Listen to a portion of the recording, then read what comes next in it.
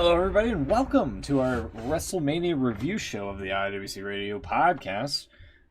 Joining me this evening, Chucks, Beans, and Will, all here to sum up our prediction game season, if you will. Yellow. How you guys doing? There you are. Yeah, pretty good. Pretty good. Yeah, good. Nice to have watched a wrestling show with fans. Yeah. I'm very thankful that that it was just like no screens or whatever, at least not on night one with all the LEDs at ringside. You know, it was actual fans and such for a change. Yeah, No. definitely good to see, and hopefully it's not long before it happens again. Next Yeah, WrestleMania. What have they said? Like, what might be the next event with fans, perhaps, or is that I still was up reading for... today, I think they're talking SummerSlam. Ah. That's pretty grim. Yeah, because apparently they want to be touring again in July. And they've said that once they go touring, they won't be going back to anything like the Thunderdome or anything like that again. Well, yeah. So they want to be... COVID-21 strikes. Yeah. Oh. Till the next one. So yeah, they want it to be like, you know, a kind of, once we do make the move, then that's kind of it. So, because I mean, you could tell. I know we're jumping ahead a bit because we usually talk nonsense for a bit first. Yeah. but you could definitely see the difference in, you know, from watching WrestleMania on Saturday and Sunday to Raw on Monday. You know, Oh yeah. it's just a totally different vibe. It wasn't the usual. The last couple of years, they built up this Raw after Mania thing, haven't they? But this just didn't feel like anything special at all. No. So, Oh! what the hell was that? Sounded like a can of sardines or something being torn back. Sardines? Yeah. What the hell's wrong with you, man? Why would I have a can of sardines? I would say spam, but I don't know if you guys have that over there. Yeah, we have spam. Oh, okay. I'm not a fan of spam. Oh. Have I not told you this? Wait till we're finished. You saying you wouldn't have a spam-themed wedding, Smoot? God, no. Kind of idiot do that. I think I remember that story, too. I must have told you that story. There was what? A spam-themed wedding? Yeah. Yeah. Did you not know this? Keep up, Beans. My goodness. I've surely mentioned this before. Was this in my hiatus? Oh, it might have been. Actually, it might have been, It might have been. during your lesson period. Yeah, now I'm skint and I'm back. Yeah, it's a long, complicated story, but essentially, my brother had a spam theme. Oh my god, it's actually a family member. It's not. Oh god, yeah. Wow. Without going into too much detail, I mean, it's out there, but everyone knows about it. It's hardly a secret. If you when you get a minute, just Google Mark Benson spam,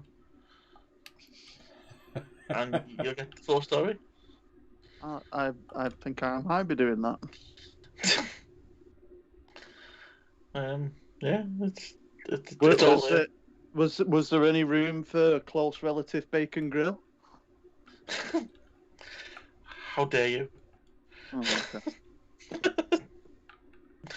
Honestly, I didn't eat spam. I only ate bacon grill because that was what my mum got when I was a kid, and then I realised that it's basically the same thing. Yeah, I'm not a big lover of spam, to be honest. Which, considering recent events, is probably quite offensive to say. Apparently neither's his wife, right? No, she's not. No. She's still vegetarian. It's quite funny because That would be funny. given where I live now, literally less than 5 minutes away is a Morrison's supermarket.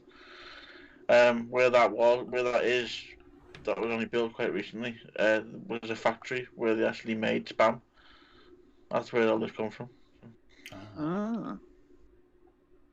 It's good to know that we was able to like go back onto our usual craziness before wrestling talk. Yeah, again. yeah. Well, Yeah.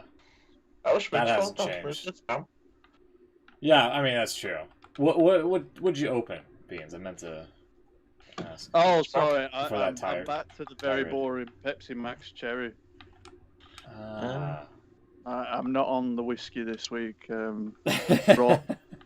Raw kind of killed it for me. If it was a good show, then it might have got a whiskey, but sorry, Oh, man, it didn't. It didn't reach the heights. Yeah, the only like surprise call up was the new announcer guy. Is that It's- Neil Yeah. Brin? No, it's what was his name? Adnan Verk Yeah.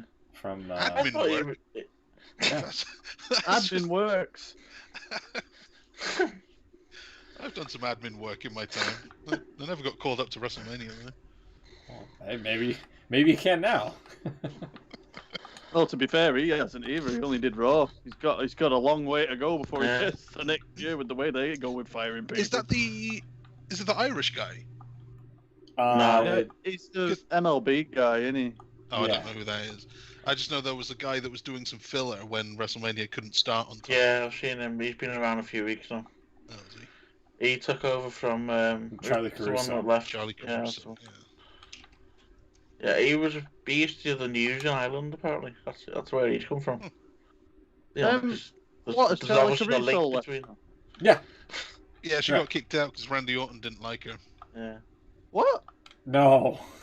No. that was the theory anyway. What was Apparently, that? she took up a full-time job at ESPN, Yeah. which is kind of funny because that's where this guy's come from as well. Yeah. He got sacked from ESPN. Yeah, just transfer deadline day deal. The last thing Charlie Caruso said was that like she liked DP or something. Yeah, was- Yeah, she was really excited for DP. Yeah. Damian Priest, I believe. And then, Yeah. Oh, I thought. Do you know, for a Wild. split second, I thought you said deep heat. GP, yes. Wow. I'm Sure. like, bit of a strange thing to. Yeah. In WWE, they call that Usi hot. Mm. I legit forgot about that. What a shit show. It is, in fact, Oh my a shit god. show. Fucking Shit juicy show. hot. Oh my lord. I know that I've mentioned this before, but you've just kind of brought my frustrations to light again. I can't stand how Michael Cole keeps calling him Moose. Main event Us. Mm. Like, Oh, like, the he's, Uso. like he's He's trying got to a new be name cool. now. He's the right-hand man now. Oh. Yeah. That's He's his the new man in name. charge of the cheese trophy. Mm. Yeah. I've also gone for another thing that I can't do for you audibly, but I've also gone with the very British thing of having a cup of tea as well. Oh. Cup of tea and Pepsi. And a Pepsi Max. You That- off your I've face. told you this many times before. I'm sure I have, that I'm very strange with my drinks. Say that again. If I have a brew, I can't drink it straight away because it's too hot. So Yeah, I I get end that. up- I don't have a Pepsi So- in between them. So I have a cold drink usually on the side that I'll just like kind of dibble dabble in while my brew's cooling. Why don't you just put a little bit of cold water in your tea? Because Or more milk. you no, make I it like it sweet. pretty strong. I could, but I don't know. It could have been Something. worse. It could have been worse. I actually picked up the can because I thought I've got to get that just at least for the audio whoop ass. And then I'm making a brew, and then there's a bottle of fresh orange in the fridge, and I thought, do I pour myself a glass of fresh orange as well? And I thought, I look like a right tool walking up the stairs carrying 3 glasses, and they're all for me. Maybe a British comedian of some sort. I'm glad you called it audio whoop-ass. Definitely fit the bill when you opened it. Yeah. Did it? Yeah. Because Oh, I've yeah, got to my be ass honest, was whooped by that one. the Pepsi can recently have not been very successful in that area. The cream soda has definitely had the better audible effect, I think. Oh, I Sadly, I've been forgot out to then. give you my verdict on the Coke Zero last week. Didn't you just yeah. say it was average? Did I say in the end? I can't remember. Does that mean it's average? It was okay, actually. It was a lot better than I expected it to be. I'm not usually a fan of these sugar-free drinks and all that. But, yeah, I wouldn't say no to it. Which is good, because I've got 8 cans of the shit downstairs. But still. Have you still got them other cans that you don't like? Yeah, I can't get rid of them. Do you want them? Yeah, I told you, I'll have them. Come pick them up. Oh, it's all right. 40-mile trip for some cans. 40-mile trip for 3 cans. That's just there. It's like 80-mile trip round. I'll throw in a bag of crisps if you like. Make it worthwhile, Will. Sold. Come on. Put some jammy dodgers in there and I'll consider it. I haven't got any. Sorry. Can't do that. I haven't got any. Oh, sorry, you stuck with your cans. What? Forget it. Yeah. Deal off. We are done here. Insult my family. Recognize me. Like Roman Reigns. Well, that's what I was going for. Oh, is that what you're going for? Yeah. But I just realised it sounded very similar to it, so I thought I'd throw it in at the end. It was just that he says acknowledge me, not recognise me. Oh, sorry. Yeah, that was what caught me, but you know. Yeah, wasn't an accurate impression. It's not like me that. I normally spot on. You know, absolutely not.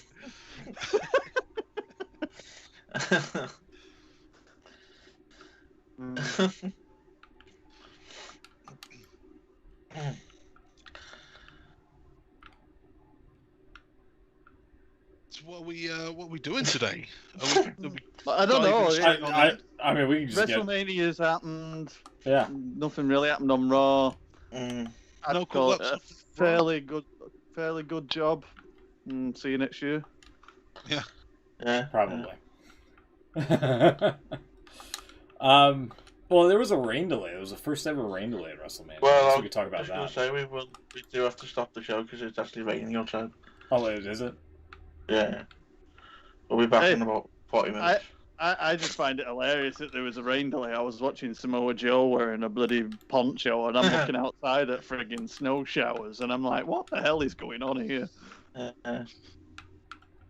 Is it wrong that Samoa's Joe? Samoa's Joe. Well, he is. Yeah, he is. He's their son. Is it wrong that Samoa Joe's last memory in WWE will be wearing a carrier bag? Hey, if he manages to get WrestleMania in the UK because of standing there with a poncho, it was a sacrifice worth making. That's true. You guys get a lot of rain over there, supposedly.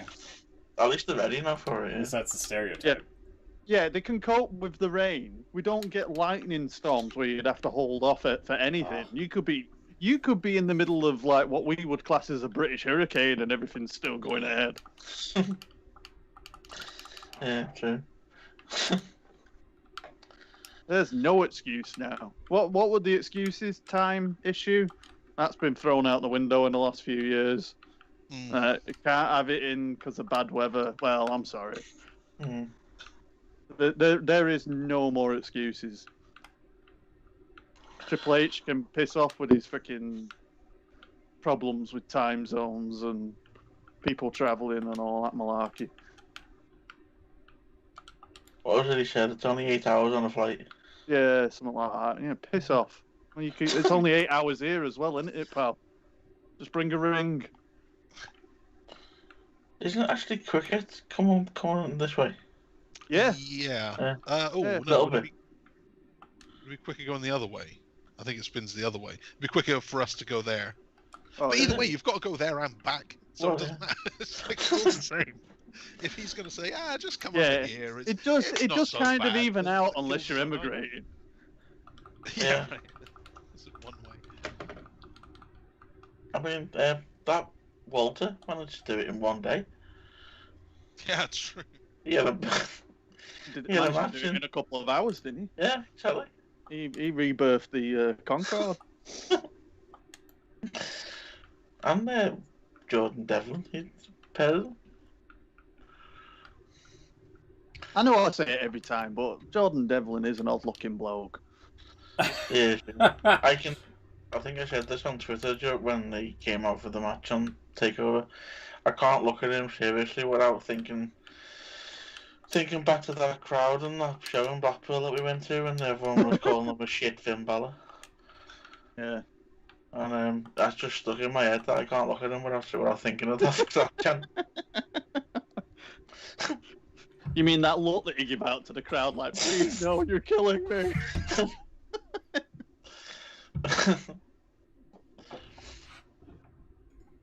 Oh, bless him. He's alright in the end. Yeah. He's a good hand. He's a good hand. Good egg. He's a good egg. Nope. I just got word that the pizza's here. Oh, Okay. see, now this sounds like WrestleMania weekend. Yeah? Yeah, celebrating a week late. 1 sec, I'll be right back. Don't eat it if it was cooked last week. Don't eat it on air. That's so unprofessional. No, shocking. I might have just like one slice. You're We gonna have are to tell us joking, what's on it. Snoop. Please. Actually, Is there yeah. pineapple on it? Actually, this is a decider. Well, actually, if I you have. tell me, Yeah, go ahead. Sorry. if you tell me that there's pineapple on it, There's not. good. No. I knew no. Chuck's was the weird one, but I just Yes. wanted to make sure. Yeah, there's no pineapple. If there's anything we can be accused of, it's not being professional. I actually have a. I could just easily mute. Like, I have a shortcut on the keyboard, so you don't have to hear me, chew or anything. If I'm eating something at the very least. What's on it, Smoot? Yeah, well, yeah. It's like, what did I get? It was like bacon, banana pepper, and I think like ground beef or something. Banana pepper. Yeah, Banana pepper? What the hell is that? banana Long pepper. pepper. You mean like a yellow pepper? Yeah, kind of. Yeah, I mean they are yellow. Kinda, yeah. It's like it looks like a chili. If you imagine like a Anyway, I'll be right back. 1 second. Yeah, kind of no, what you mean, pale green chili that just looks like that. That's I'm fine. about to be cut off because my Skype's died. I wasn't. I would just had this image of like, I don't know. I'm thinking pepper, banana. How can you get some kind of shaving from a banana that could be distinguished as pepper? Banana, pepper, garlic bread. I know, yeah. There's a theme roll in there, isn't there? I think I'm subconsciously missing Peter Kay. He's been gone for a while. He was a big deal for. I don't know. Well, he had cancelled everything, yeah. didn't he? For health, family reasons. It was it was never disclosed, but he wanted to keep it private, didn't he? But I think someone in his family might have been unwell, and he just wanted to take the time out.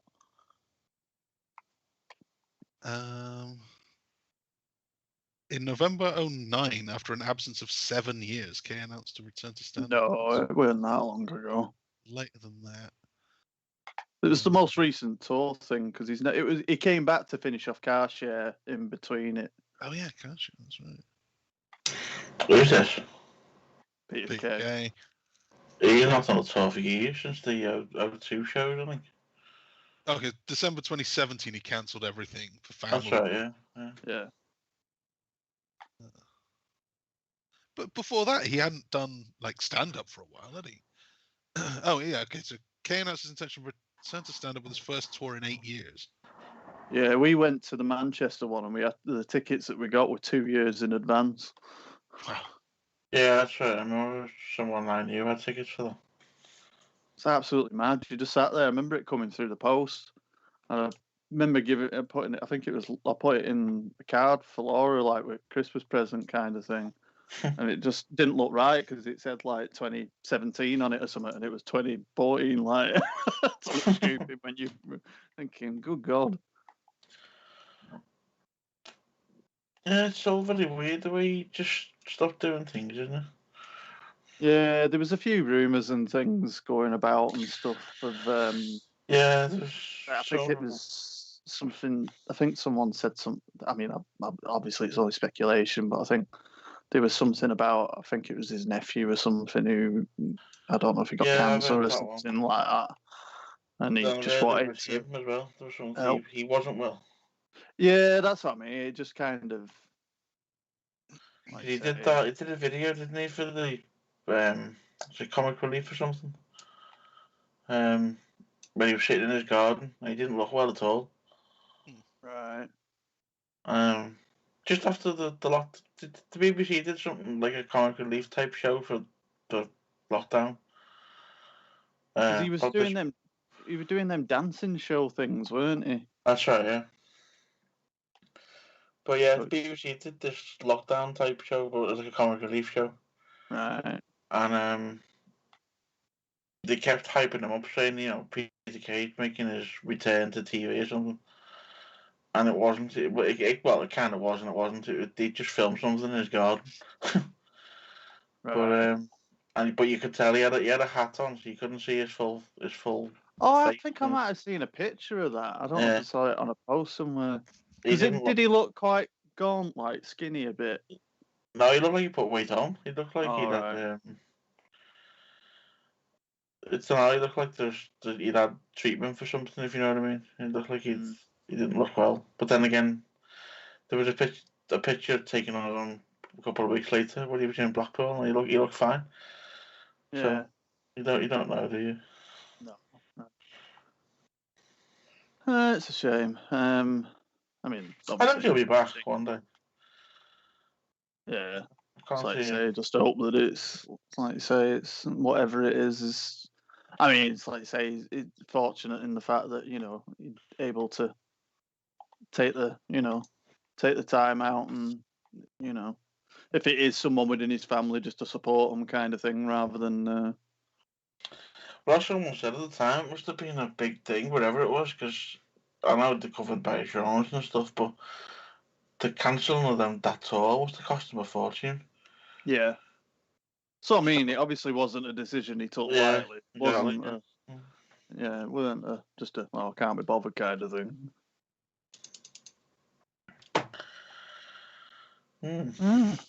And that's this week's Peter Kay update. How's the pizza, Smooth? He's not even here. Must be very good. He's not answering us. Just decided to eat the whole thing. Well, it's either really good or really bad. Yeah. So yeah, we got well, we haven't actually discussed Mania, have we? Should we get into that? I think we need Smooth so he can play the porn music. I mean, we can skate around the insignificant moments. Insignificant moments like the delay. Like the delay. Where Did anyone else think we saw what a load of the guys were like with no scripts. Yeah, what they would actually be like naturally. Yeah, and they were great. And it's exactly what you'd expect. Kevin Owens was great.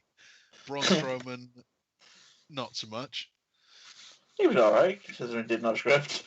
But he kept going on about how he was going to murder Shane. Yeah, I will kill you. I did see. I did see. What was it? He put a tweet on live. I think Chuck saying like, whilst they've not been given scripts, they've all threatened to kill each other about 3-4 times. It's just like totally against everything PG orientated. Not what they do. I'm gonna stab you. you could tell that Drew McIntyre, I think, might have literally killed Bobby Lashley if he'd have got all of them on air, because the way he was properly about to go, wasn't he? You could tell he just got out. He said as much, didn't he? He just got out and seen the crowd, and then he got told he had to wait again. It must be his head must have been all over the place.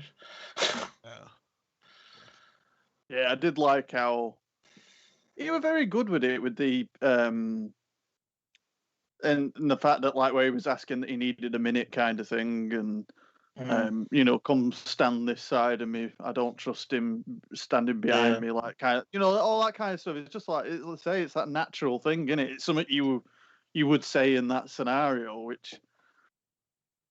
Well, that's just before it, where he had the little tussle with Lashley, and Lashley, that was the best promo Lashley's ever done. He didn't even say that on his Yeah. But I mean, you can tell the likes of, you know, the don't say the veterans, he's not even that old, but the likes of McIntyre and MVP, you know, people who've been there for a while and done it for a while. You could tell who the, you know, they didn't need telling what to do, they just did it. That's the ones who seem to get it more than others. Yeah. Like, didn't it start off with Shane? Did Shane have? It was the really others just weird, kind of walked in on him and he just wandered off. Shane was flapping about a bit. I thought he would have lasted a bit longer than he did. Nah, he was no good. But he's been around for forever, like well, exactly. 25 years or something, and he still doesn't have it. But did you notice how bright red he was and sweaty? Like, I don't know if that was the weather. He does that a lot, you know, since he come back, this new, you know, since he disappeared for years, didn't he? And he come back again a few years ago. Since he's come back, he can't do promos. He's turned into Brock Lesnar sweating mode. Yeah. Well, he always did in matches. He got really pink in all of his matches, like really quickly. And he loses lines and everything. Since he come back this time around, I don't know what it is, but he just, I mean, obviously he was away for a while, so I guess maybe, you know, you lose that sort of factor of, you know, being in front of a live crowd, don't you? But I don't know. He just seems to have forgotten everything. You know, you think, especially in, you know, how long has he been back now? 3-4 years. Been a little while, yeah. You'd think he might be back into it by now, but no, he still shits himself when he gets the camera in front of him.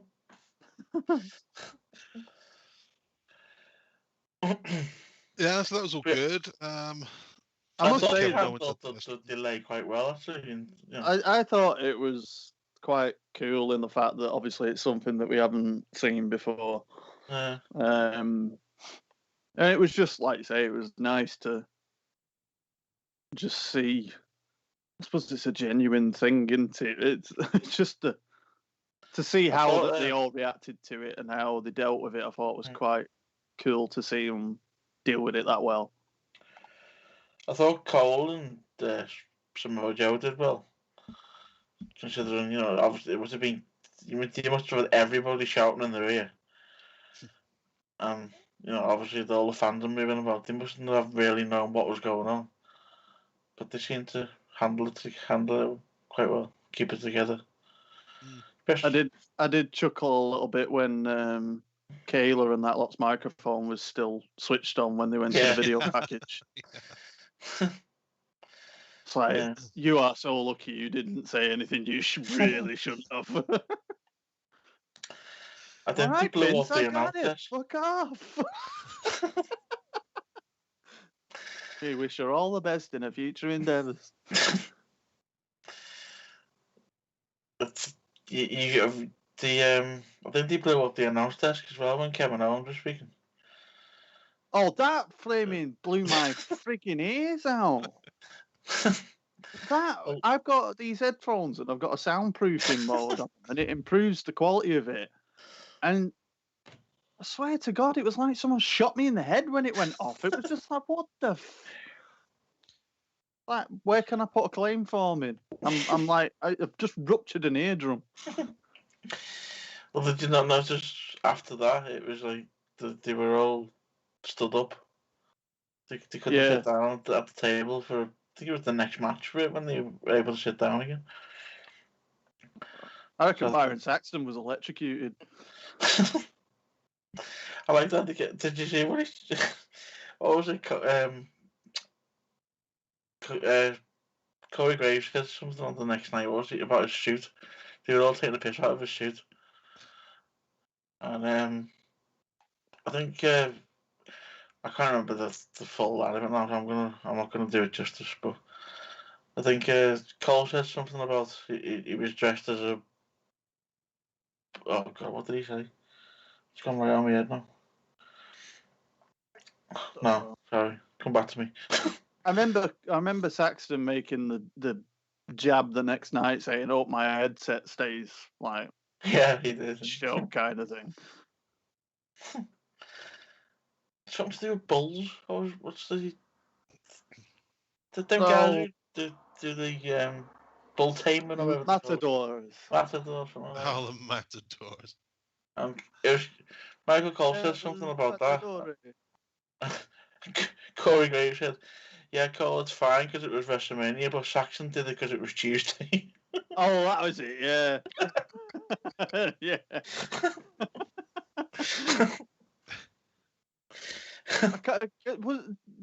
Was it that one that Tickle caught? One of them really did, like, you could tell that they were struggling to keeping it together. It was just like, fucking, I can't believe you said that.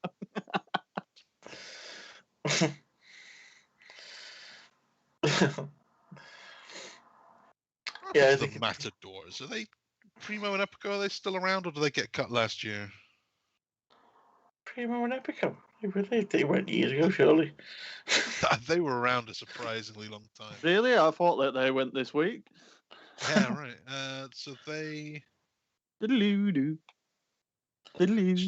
Speaking of this week, how the hell is Mojo Rawley hanging on? He isn't. He isn't? What? Has he gone? You're welcome. The Matadors, they were cut last year, on my birthday last year. And what a present that was, eh? Right before Carlito came back. Is he still around, Carlito? No, he went again. Oh, what the hell? Yeah. Hello, I'm back. Hello. Hello. Yeah, he showed up on, was it the Rumble? And then the Raw after the Rumble. Corey Graves made a little joke about his trunks being too small. And then that was it. Never seen again. They couldn't afford him. Trunks are too small, pal. They couldn't afford him. That's not cool. Also delayed audio whoop bastard. Oh, okay. Well, if we're doing that. Well, the show's definitely underway now. I love how there's always one of us in every show that can't do it, and it's never. A glass of water. And what's going on? But it's never orchestrated or anything. It always seems to just random fall that one of us can't do it. Should we finally get around into the prediction game now? We've just been talking about the wonders of the delay. Oh, the rain delay? Yeah. Yeah. Yeah, it was unique, and they should have pushed the event back by like an hour to where the weather would have been fine, and then they still would have been able to finish on time. So probably, yeah, thinking about it. But as we were just saying, I think we were saying the promos they did. Oh yeah, great ad-libbing and whatnot. Yeah, some of the best stuff they've ever done. Yeah. The best 40 minutes of WWE they've done once. Yeah. Here, let me get the music queued up. If I can find it. Hold on one sec here. Yeah, so I ate pizza with Mom out in the living room because she wanted to hang out for a little bit. I was like, all right, that's fine.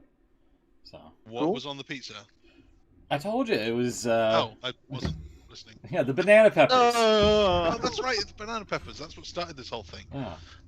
We had a good long talk about the banana peppers. Yeah, honestly, the banana peppers could have been a little bit better. It did taste like banana? No. It did not taste like banana, no. but there was like very little kick to them, or whatever. But they're all right. I've had better though. Are they supposed to supposed be to have a spicy? kick? Yeah. I was just going to say they're named There's after a banana. There's supposed to be a little bit of a tang, like a little sweet tang to them, a little bit. Sweet tang. Yeah. Okay. Okay then. Are we doing this this prediction game? Yeah, I got the music rolling. And The everything. music's on. Okay. The final one. The final one of the 2020 to 21 season. COVID Yeah. edition. The COVID edition.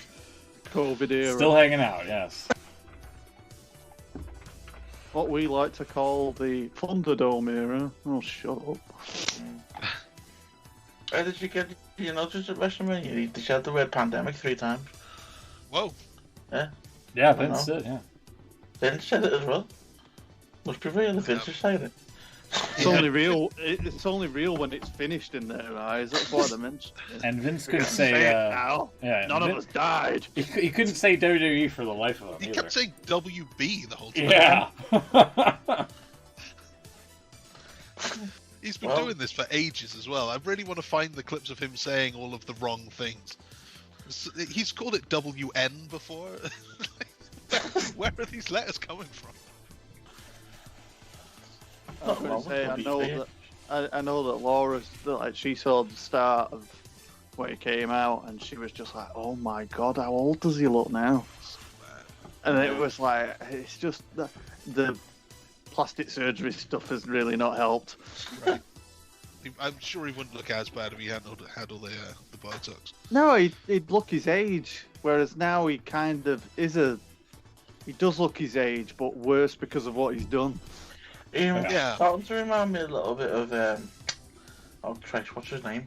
David Guest. No, yeah, actually, yeah. What? Yeah. Oh god, can you It's the imagine guy- anyone in your life calling you looking like David Guest? Here's Jesus. the musicals guy. Kind of surprised you know David Guest. Andrew Lloyd Webber. Oh, Yeah, that's it. yeah. There I was, remember he looks a bit like he's got the same eyes as him. I was just going to say it's the eye socket. Yeah. He's had work done as well, so obviously we've got the same surgeon. And I said butcher them.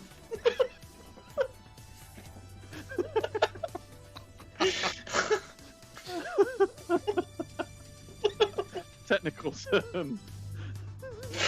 I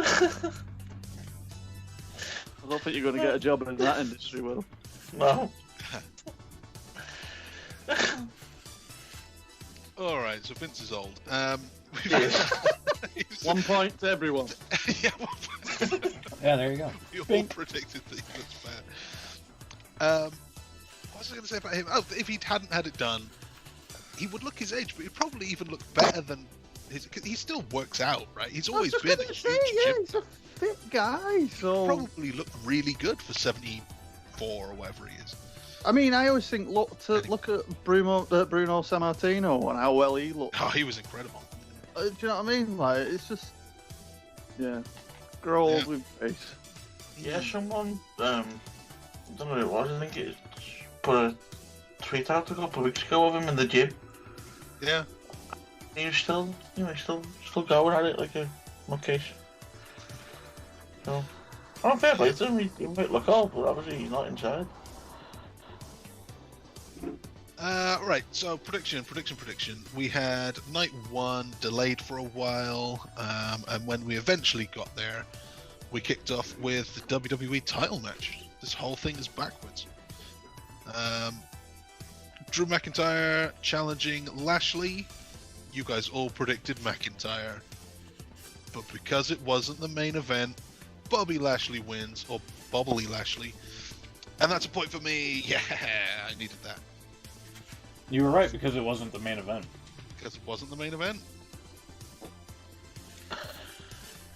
Yeah, I thought to give McIntyre the moment under the crowd, but No, Vince just thought, no, we know everyone's here and they're all having a good time, and they're all looking for a feel-good moment, but we'll Well, just stem that a little bit. What they did is the most WWE thing is to have, after like a year, finally we get fans back, and they've made all of this effort, and they, everything's set up, and then they delay it. Yeah. And the first thing we get is like these 25,000 people chanting bullshit and booing. Like, the most disappointing thing you could possibly do. Awesome. I should probably say the scores going in, I was ahead by only 3 ahead of Beans, so it's close. Every match counts. So that Lashley win is a big deal for me. I haven't got the actual match card up. What the hell? I'm so unprofessional. It's only been 8 years. I don't know what I'm doing yet. Hell's wrong with you? And then the tag turmoil. This went great for us, didn't it? I had Lana and Naomi. Smooth had the Sexy Muzzle Friends. Beans had Riot Squad, and Will had Carmella and Billy Kay. Can I get a point for being the closest? I don't know if you were closest. I think maybe we should take a point from Will because one of his got fired. I think I was waiting for that. But no, You it don't was Natalia and Tamina, the one that we didn't think had a chance. No bonus points for falling over either. I did predict it. You did actually, you did. I said who was it gonna be, and it had to be the bloody blonde woman, didn't it? Did you predict it would be her? No, I say I something. just thought. Well, no, like there's the horrible stereotype of like blonde woman, blonde, and then she was the one that had to slip and fall over. It's like, oh, for crying out loud. But yeah, I did predict that someone. I did say who's the first that's going to go flying on that slidey ramp. Well, did you notice they'd actually put like a carpet down on it to stop it from sliding? It still didn't work. Yeah. I'm going to say because they didn't. I noticed that Randy Orton didn't ride a sperm to the ring, so Yeah. God. Yeah. I knew that they obviously had to put some adhesive down. Slide down. Apparently, I couldn't actually see it myself, and I've looked back at the video several times. But apparently, when was it Mandy that fell over? Yeah. Yeah. It was everyone was looking at her, which stopped everyone looking at Dana Brooke, who apparently fell out of her bra. Yeah, that happened a couple of times. I was looking very closely at that, and I didn't notice. No, I didn't see it either. What? Did she fall out of a bra at the moment Mandy slipped? Near enough, apparently. I couldn't see it myself, but. Alright. But anyway. That's something I'm gonna have to. Thought you were trying to say like her boobs were so shocked that she fell over that they fell out. Yeah. Shocked boobs. Shocked boobs. There's a hashtag.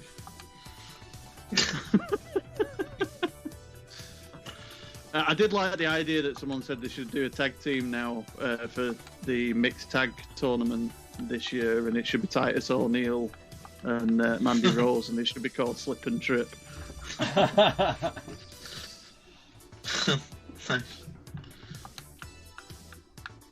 There you go.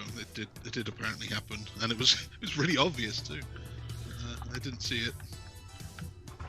Oh, yeah. Boobs.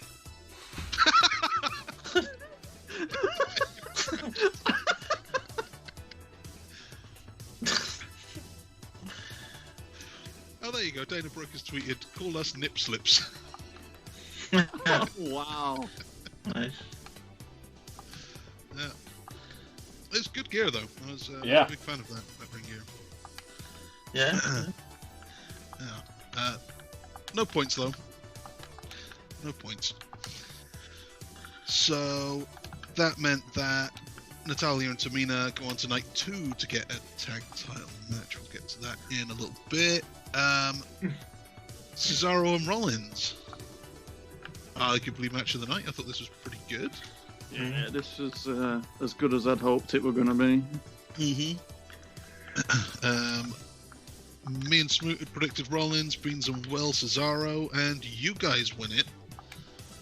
They finally give Cesaro something after a decade. Well, yeah. Seems to be lasting as well, actually. Going off. I did find it funny that they were kind of talking like as if he hadn't had a WrestleMania moment, and I thought, did him not body slamming Big Show over the top rope in the Andre the Giant The Battle inaugural. Royal not count for anything? The inaugural. Like, yeah. Well, they kept saying that it was his first singles match, wasn't it? Which was, oddly, it was. How he's not had a singles match before then, I don't know. That's a good question. Yeah. But yeah, hopefully this is finally the push he's deserved for nearly 10 years. Yeah. What do you think he's done now to grab the brass ring that he hadn't done before? Have AEW pitch him an offer. Good one, I like that. I also would have accepted turn 40. Yeah, Oh, that's true. Yeah. He's not had COVID. Oh, yeah. No? Okay. That might go for him. That's something. Yeah, it's just, there was a thing on the Reddits the other day. The Reddits. See if I can dig this On stupid the comment up. Reddits. Yeah, all of them. I haven't read it about some guy was designing his t-shirts on the Reddit, and they actually turned one into one of the t-shirts they were selling. Who? Cesaro's? Yeah. Cool. Someone he'd known for a while, and they sent the designs in. And, Hope he got paid for it. So someone had posted the tweet, the Renee Young, I guess not anymore. She said, "How'd you drop the ball on Samoa Joe?"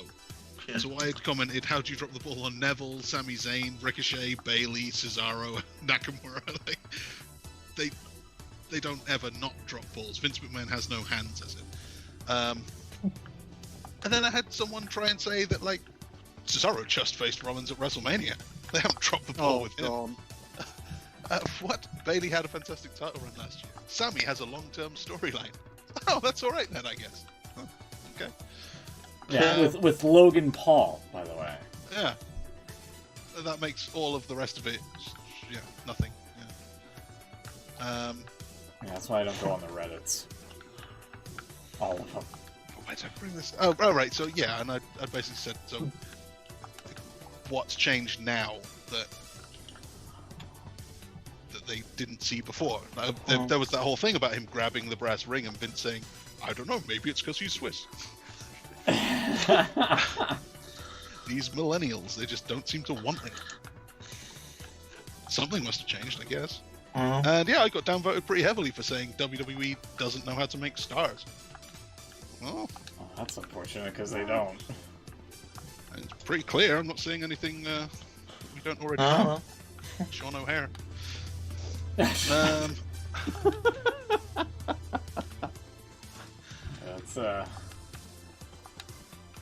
highly controversial, but all right. What's controversial? I don't know.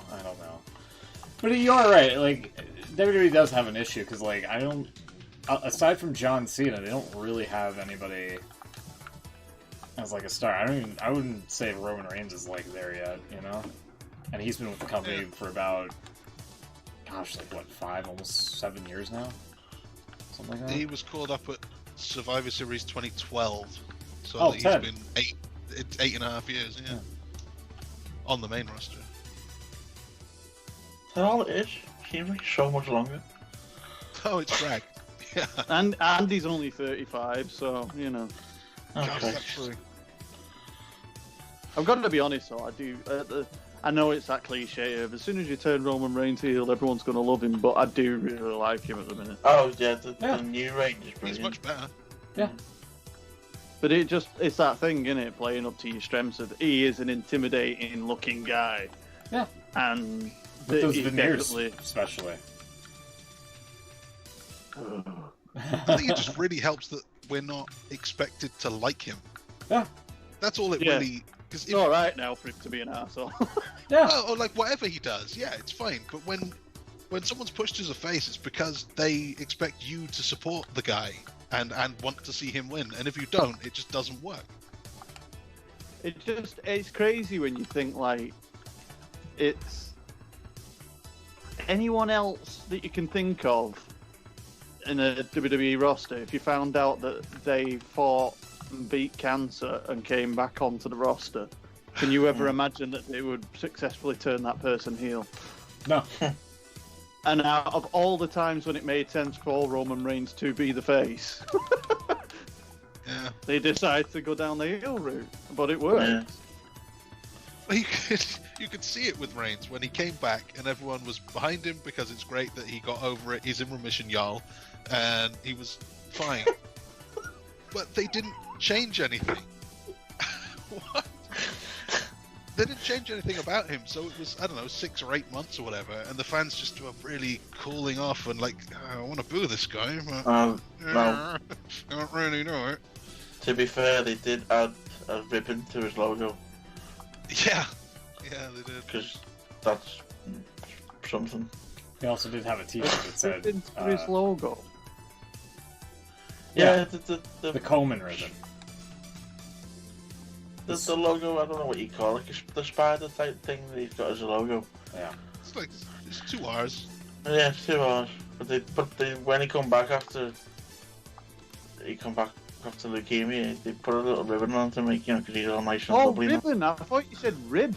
I couldn't understand. I'm thinking, what the hell are they putting a ribbon in? Jesus, sorry. And I've not even had whiskey this week.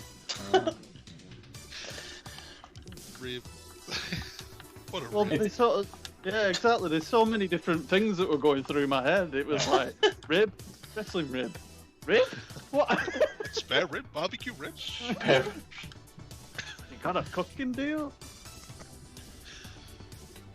It's not God, how do the we Susan do G. that? Komen ribbon, but it's like something close to it or something like that. Yeah, they tried to make the symbol nice, didn't they? So, Yeah. so they could sell it, basically. Not that I'm thinking, but yeah, Stick a ribbon on it. pretty much. Right, then we had the Raw Tag Team title match. The New Day, 11-time champions now, reuniting with Big E for their entrance. That was nice. And they lost to AJ Styles and Edward James Omos. That's points all round. Yeah. I mean, we all saw this coming. Yeah, Yeah. it's the natural thing to do. I actually thought I like I how- predicted I like the how New Day it- for a sec.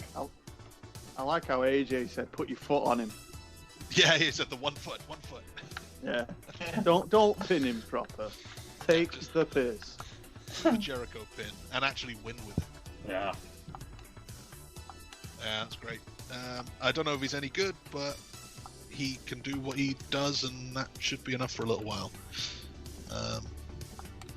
So that was fun. Let's see what they do with that guy.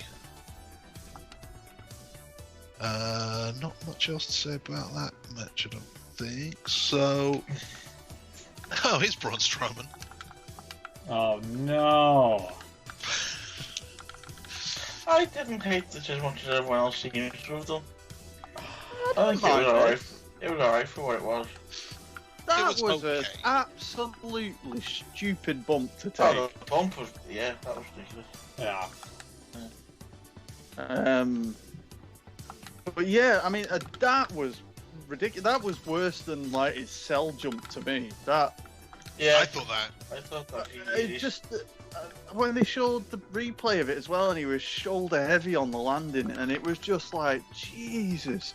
And it's like someone said at the time, he's 51 years old. What are you Yeah. doing? Yeah. Yeah, he came down from. He was up there. This wasn't just top rope. This was way up there. I mean, to be fair, he jumped. Table. It wasn't just a fall like they normally do, like just a fall off something like. To Oh, reduce. just to fall off the cage. It's like That's no, a I'm 16 going to foot high steel actually cage. physically jump so that I go higher than the cage. So when Yeah. they've got the freeze frame of it, I'm bloody 2 feet above the bloody cage as I'm falling through the air. The thing is, well, I mean, not so much his early stuff he's done, but the more later things he's done, they put the airbags in the table now. Yeah.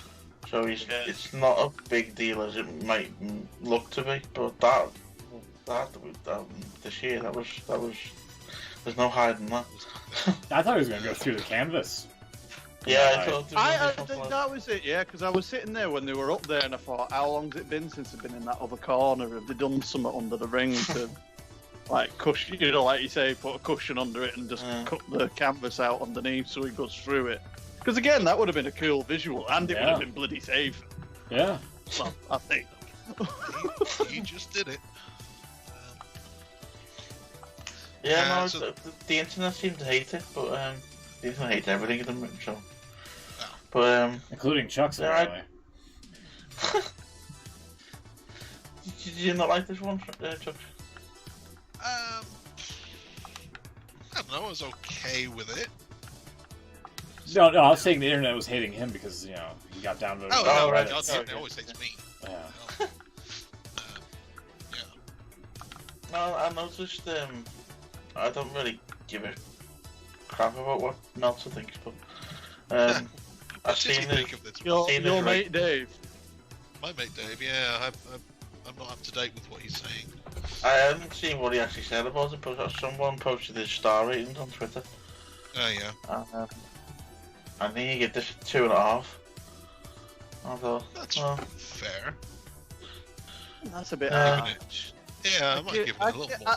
I'd have given it 3 out of 5 just purely for the jump. yeah. Yeah, And to be fair, I did like the hand in the cage thing and ripping the cage open. That was Yeah, quite that's different. pretty Yeah. for the cage match. Yeah, going off of that, the fact that, like, the cage mesh was being ripped open and Strowman didn't just, you know, leave right then and there. It just proves Yeah, that these cage matches in WWE are so they're booked in such a buffoon way that they make Yeah, like actually- both parties look silly. Totally random fight. But was this the first cage match at WrestleMania? no, No. Hogan and Bundy. Yeah. Alright. Did you say I'm Gandhi? Sure someone- Gandhi, yeah, Hulk Hogan kicked Gandhi. Match for the ages. Oh, Let me tell you something, brother, dude. they haven't put that on the network. Ah, what WrestleMania was that? Some people think I'm racist.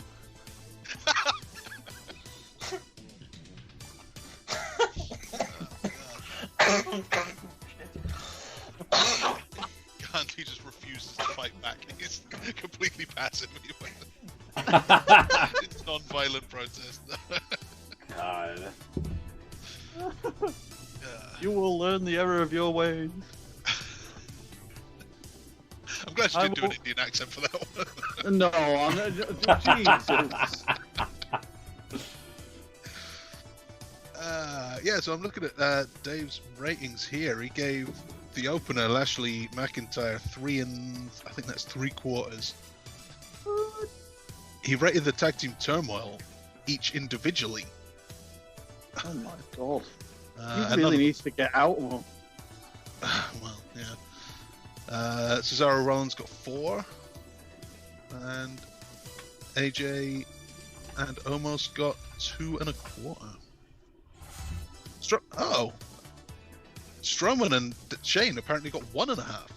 Yeah, I would agree. Like, how the hell is Shane McMahon taking apart like steel plating and then hiding a toolbox up in the rigging of the steel cage? Like, come on.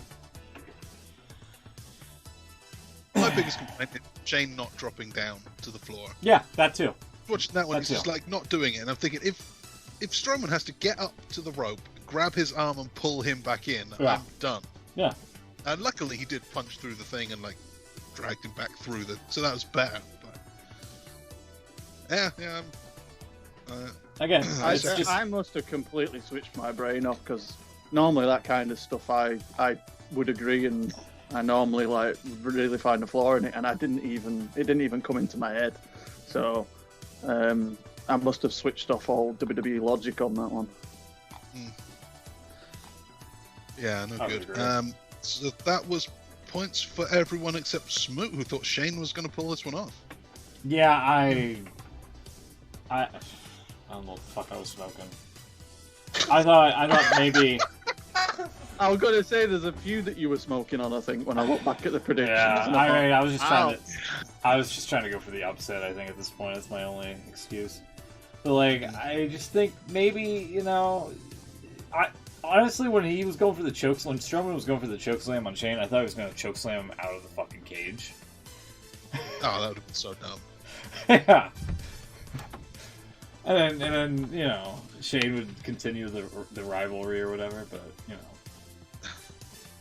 Yeah, I wasn't a fan of the match. I guess the finish was okay. I had no idea that the hype of this was Shane Nickelodeon sliming Strowman with green paint or whatever. who's stupid now? Yeah. So I have to agree with Meltzer in his 1-star assessment for this one. I agree. Wow, I think that's harsh. Yeah. I really think that's really harsh. It's not hard to book a decent cage match. Like, I'm sorry. Well, Maybe just at this point in time, maybe stop having like escape as part of the stipulation for I it. totally agree. Just make it like a pin or. I had to go the other way. The whole thing about a cage match, it's supposed to be unique. Right. It should be just escape. There shouldn't be pinfalls and stuff. That annoys me. But when you have You somebody should climbing win out by of running away. yeah, but we have somebody climbing out of the cage, and then as Chuck's pointed out, like if Strowman would have just pulled him by the arm to bring him back in, it would have been the dumbest thing like I've ever seen. Yeah. Him punching out the mesh was fine, but then at that point, you know, slam him and then just leave the cage to win. Like, there are certain match stipulations that bug me because the near falls, in this case a literal fall, the near falls have to be so awkward. Like in a last man standing, you have to get the 9 count. That's the equivalent of a near fall. Yeah.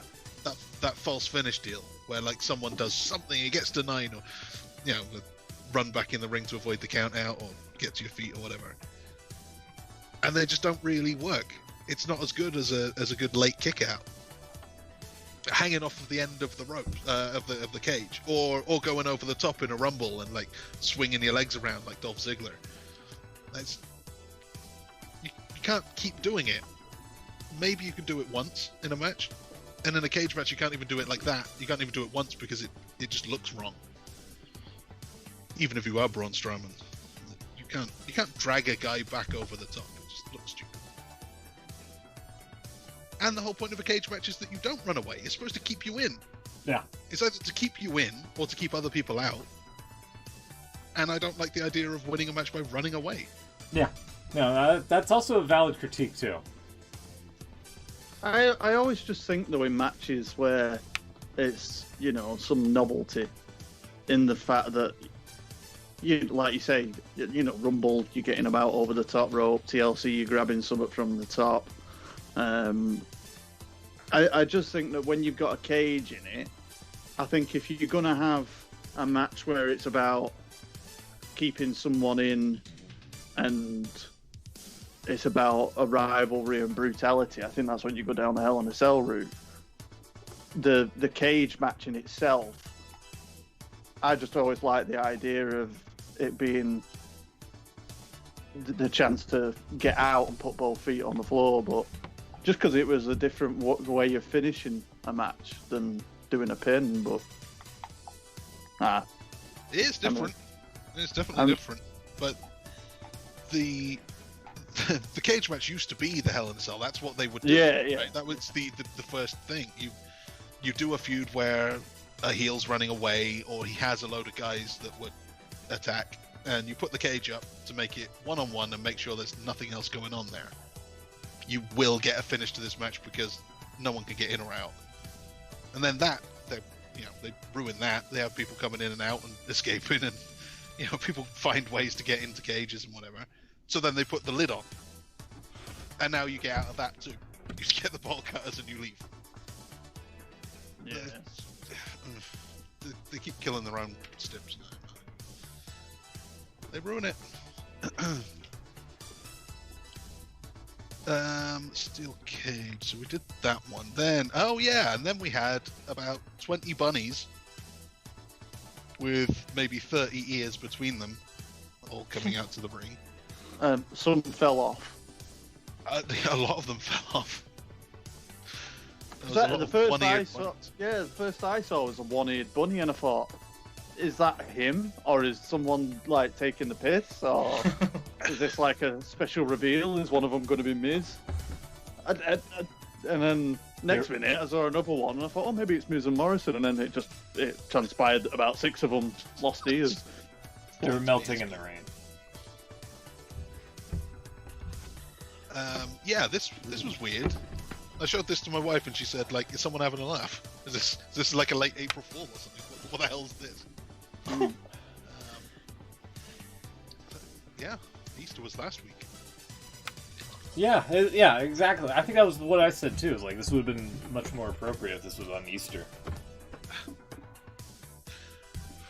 Then Miz and Morrison come out and sing their new song, "Hey Hey Hop Hop."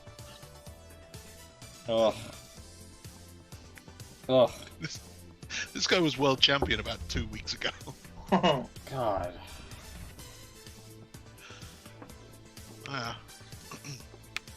And then Bad Bunny shows up. He's riding on the top of Becky Lynch's truck. Yeah. Will pointed that out. I remember seeing that on Twitter. Yeah. I don't know why he's riding on the top, but he also rode on the top when Triple H gave him that mmicrophone and he announced his tour. It's true. Yeah. He was on the top there as well. I don't know if he knows that there's like comfortable padded chairs on the inside. Just sitting there. Much nicer way to travel. Maybe he doesn't know. Maybe he doesn't know. Okay. Just that it now? We've seen the last of Bad Bunny.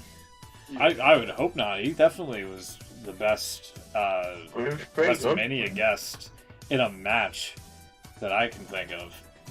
He was surprisingly good. He was, yeah, very, very good. I know there's people in the chat that are, not a fan that came by and said that he sucked, but yeah, I thought he was great. Yeah, he was. So. Also, as well, I think that is it safe to say that Bad Bunny got the most WrestleMania-esque entrance? Yeah. I think he probably did, yeah. Yeah. It had a lot of John Cena in Detroit vibes with the vehicle aspect. Driving in, yeah. But yeah, I thought it was a cool entrance, and like you say, he definitely delivered a hell of a lot more than what I think anyone would have expected him to do. Apparently, he had a good rep backstage, so yeah, they all liked him because he was a genuine fan and showed everyone respect that, didn't come in thinking he was all that. So. Didn't treat it like a joke. You see loads of the celebrities, they'll take a bump and then just like get up and laugh about it. Jackass guys were really bad for that. Who else? Remember Jeremy Piven being a bit like that as well. Summerfest,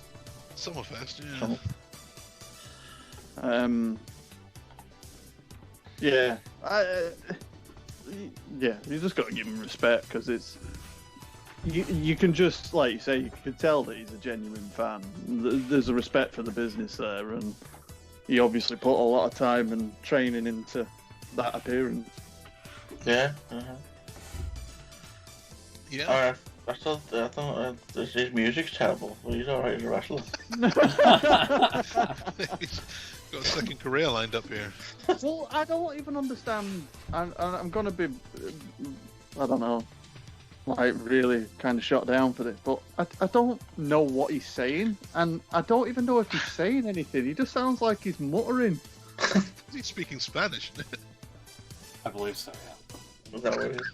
But even so, it doesn't sound like he's speaking like sentences, or do you know what I Yeah, mean? It just sounds like he's just muttering his way through. He sounds like someone trying to sing a song that he doesn't know the words to. If we Yeah. from the club style. Yeah, it kind of is like that, but that's a thing now, mumble rap, right? That like Drake does that. God. It just sounds like, someone is singing in the shower and doesn't know the words, and then someone presses pause on it, and you just hear him. That's what he sounded like to me. When do you press pause on people's shower music? Oh no, but that. Well, And stop doing it. This is why you got kicked out of the gym. Okay. This is taking a turn. who got kicked out of the gym? I was joking that you were turning people's music off while they were in the shower. Oh, the right, gym was the sorry, only place sorry. I could imagine that you would be in a position to do such a thing. In this pandemic? In this pandemic, yeah, right. Yeah, get some really strange kicks out of doing that kind of shit. Well, that or like sneaking into hotel rooms or something. I don't know. Well, I'll put it this way: have you ever been singing to yourself in the car, and then, like, if you're streaming music and it loses its connection and it cuts off, and you hear yourself and you think, Jesus. No, my car's too old school. I use a USB drive most of the time. Or sometimes even CDs, because, yeah, I'm that old. And you call me old. I do call you old, yeah. Yeah, well, you're using tape. You actually are old. I just have an old No, car. I knew that would cut. As soon as I said it, I thought he's just going to respond with, "And you are old." I have to. I just had my birthday this week. I've God, yes. joined Sorry. the Oh, big yeah. 3-4 Yeah. club. Oh, you want a bush now? I'm one of you Happy now. birthday. Again, yeah. Happy birthday. Thanks. 3-0, did you say? Sorry. Yep, 3-0. That's what I said. Yep, the big 3-0. Let's go with that.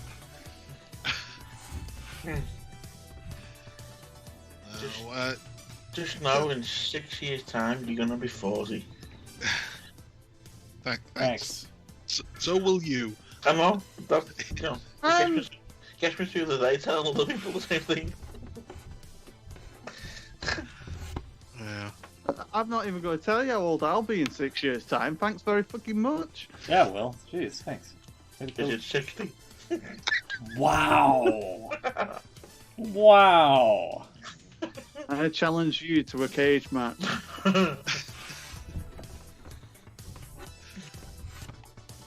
And then, yeah, the Miz and Morrison, Damian Priest, Bad Bunny match I thought was probably one of the matches of the night, and I think the other one would go to the main event. Yeah, well, according to Big Dave's ratings. Oh, God. The main event and the Rollins Cesaro match both got 4 stars. Then there was the opener, Lashley McIntyre, that got 3 3/4. This tag match got 3.5. So that's not bad. Should have been 4. Should have been 4. Give an extra half star for all of the bunnies at the start there. With bunny entrance. So this was points all round, except again for Smoot. I thought Miz and Morrison was gonna I don't know, what's the Hey, ho, ho, you know. That was another upset pick. prevail. like a bunny pun here. Can't think of one. Hop, hop, surely. Hop, hop. Hey, hop, hop. Maybe, I don't know. I think I said this was like probably an upset pick or something. Or that's what I was thinking of. I don't know. It was weird. Going outside the box. No, that Didn't was the pay last off match. this time. Hey! That's crap in a box. And then the main event. Arguably match of the night here as well. 4 stars. Bianca Belair is your new SmackDown Women's Champion, beating Sasha Banks. This was really good. Is Sasha Banks still in hospital after that fucking whip? God. That was legit. Jesus Christ. I was starting to wonder, did they put that sound effect in? Did they have someone with a really well-timed whip crack sound effect? But I guess not. Yeah, I thought, how would you go about making this fake? thought I just got this image that someone was sat ringside with a marker pen and just drew a line on the side of her as she fell out of the ring. I didn't know it was going to come up like that so quickly. That was. But you could just God. see, yeah, that was a very genuine wish. Yeah. That was, yeah. To be honest, the way that would, I wouldn't be surprised if that scars. Yeah. But did you see the footage that someone took of Her smiling afterwards. ringside, smiling at her and like crying a bit, and I thought that was a really nice. It's like someone said, it was like, you know, like a proud parent kind of watching the child kind of thing achieve, like kind of thing. Yeah. Which I thought was a nice touch. But yeah, credit to him. I thought this was match of the night. I think just purely from the emotional standpoint, really. I kind of felt the roles were backwards, though. They did such a great job of having Bianca being just overpowering. Whatever Sasha does, she has an answer to it. You know, she was great, but she almost got too much. She was too impressive. And she kind of felt almost like the heel, and Sasha was fighting against her, if you know what I mean. Sasha was overcoming the odds. I think that, like you say, I think if you think of, I mean, Belair kind of in the future, I suppose, could go down that kind of Roman Reigns route, really, because she is the physical specimen of, like you say, she's gonna. I think they're kind of pitching her in like that kind of Cesaro kind of thing at the moment, where she's a very powerful individual and very athletic, but they didn't play up as much of Sasha being devilishly heelish, did they? It was quite fair in what they did. But I definitely think that there's room for the future for Bianca to have a good heel run. Yeah, eventually. Obviously now isn't the time for it. Although still, either way, I thought they did a better job in this one than they've done in any women's match, probably any match for a long time, of kind of telling that story that wasn't just standard back and forth. Just wrestling for the sake of wrestling. There was actually some psychology. There was a storyline through it. Yeah, that's true. I mean, even if the match hadn't delivered, I think the story itself was strong in the way that they presented it, and the promo that they did, you know, like the intro package before the match was phenomenal, showing them training and all the back and forth on it. Sasha was great as the incumbent champion. She's been around forever. She's got all of the tricks of the trade, you know, and she was struggling to hold on to her spot, and they stuck with it the whole way through. It was surprisingly good. Didn't get that in any of the others, even in the triple threat on the second night. You don't get those guys should be able to tell a story, and that just felt like moves. Yeah. Which credit for this one. I suppose we'll get into it more on the night 2 stuff, We but will. yeah, there was somewhat on the main event that was a bit lacking. I think the entire night was lacking. There's a story across the news sites today that apparently they see internally the Bianca Sasha story as the biggest story in the company right now. Yeah. Kind of a big deal. Yeah, I don't know what else you got. They're expecting it to last for another couple of months at least. So, yeah, no, it's definitely one of the best things to do right now. So that was points for everyone. We all knew that Bianca was going to do that off the Rumble win. So at the end of night 1, that was a bad night for you, Smoke. That was 2 out of 7. Yep. And the rest of us, we all won. Yay! That was 5 out of 7 for all 3 of us. So that puts Smoot on 55, Will on 60, Beans on 61, and me on 64. So no change in the overalls. I'm still 3 ahead. Fingers crossed I can hang on to that.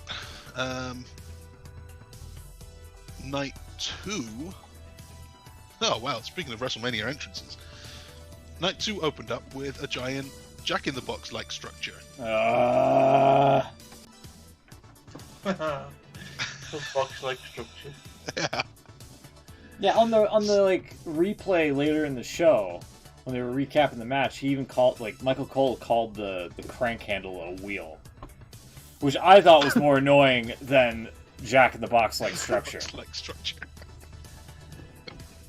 It's the best WWE-ism ever, though. It's a typical WWE. You can't call it something that it actually is.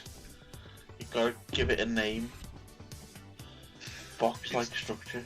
It's just like a box, though. it's With a in wheel. so many ways, it's reminiscent of a box. You can almost, as soon as you said it, you can almost hear himself going, "If I just said that." He stuck with it. I'm sure he said it more than once. He kept going with them. That's because he's probably getting told. Vince is in his ear going, "It's not a box." Do not call it a box. Yeah. But what's his reason for that one? Because he says you're not allowed to say belt because a belt is what holds your trousers up, right? That's like a... it's just dumb. It obviously is a belt. But he thinks like a belt means something else. What does he think a box is? What the hell does he think that Cardboard. a hospital isn't? The local medical facility. Yeah. Yeah. Well, maybe because they don't actually take them to the hospital. And he doesn't want to lie. They just take him to, like, the trainer's room backstage is a local medical facility. Yeah. Oh, Jesus. I always thought that was some kind of, I don't know what the word is, like you could use, but they were trying to, because if they said they were taking him to a hospital, suppose it's not the same. No. Yeah, fans are going, you know, why are they taking wrestlers to hospitals, and, you know, people with genuine problems could be in the hospital. Oh, they have a Whereas, genuine if they say, I would hope that the wrestler, at least kayfabe-wise, would be in the condition necessary Yeah. to take them. I mean, I'm not supposed it's not much of an issue with it in America, because they don't have an NHS, do they, so it's not like... Private anyway.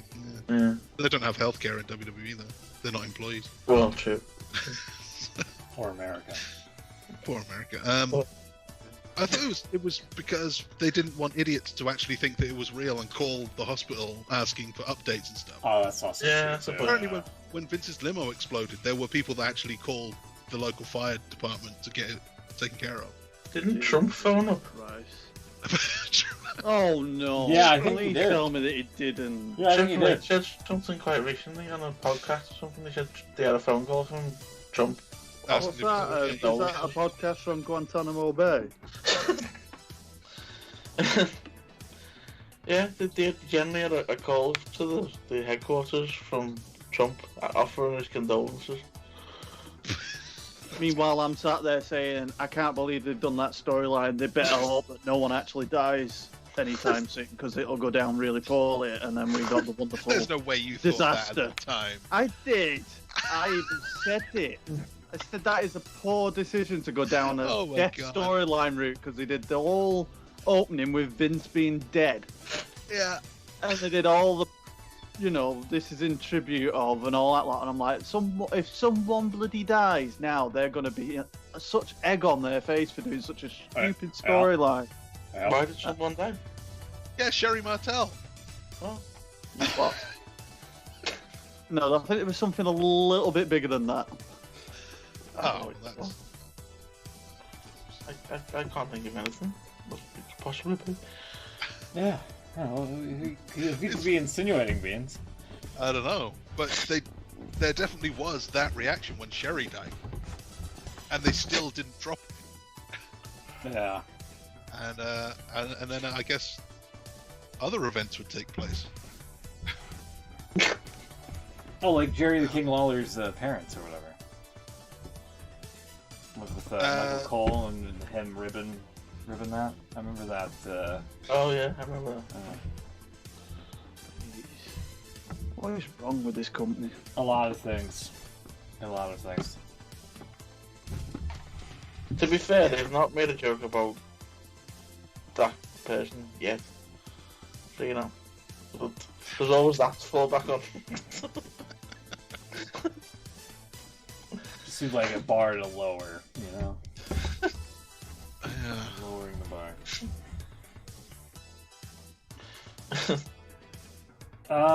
Yeah, moving on. Right.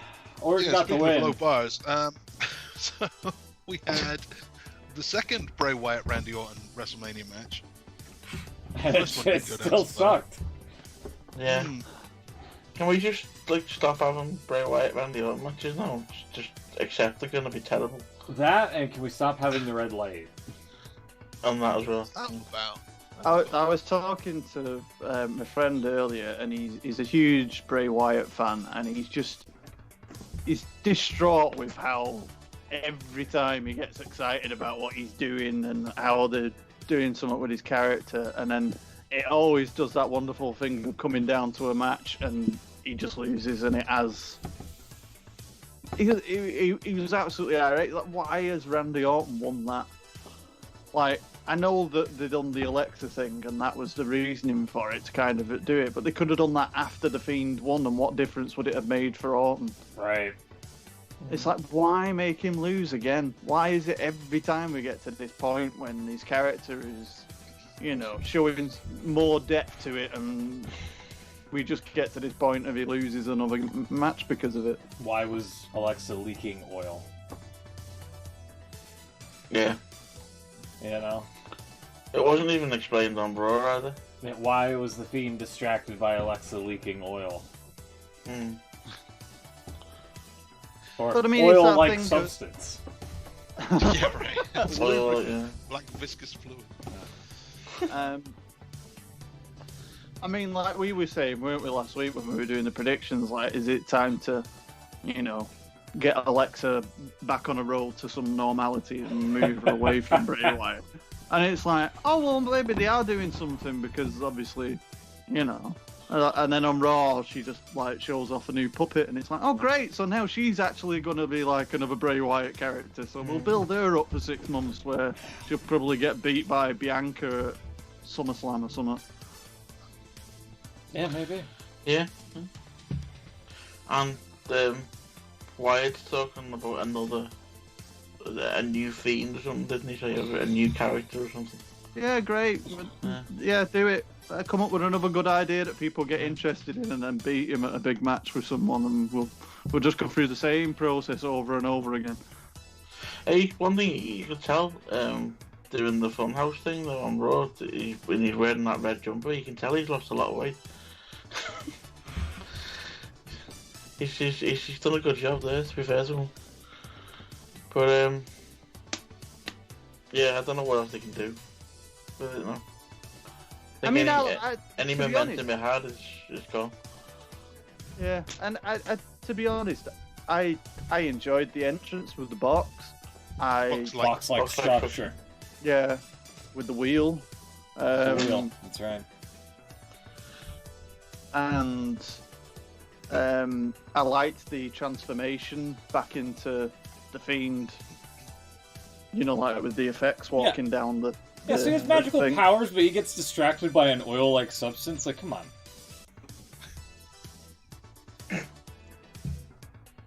I think you're always going to have issues with this character when you're in the world of wrestling.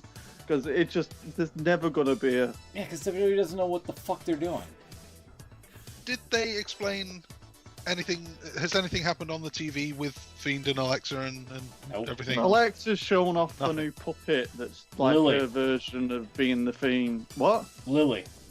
Lily. Lily Yeah. the So she but, introduced us to Lily, and she was on a swing, and then they did some really strange special effects as she winked to something strange. Yeah. but there was no Fiend. No Fiend. Wyatt was on the Funhouse, but there was no Fiend. Right. Yeah, because he was saying that there's a new thing. But also, his Fiend mask was different than his normal one. Even though he returned to some form of normality, it was a different mask, that. I never noticed stuff, was it? Well, because he was burnt up. This last one was like a melted one.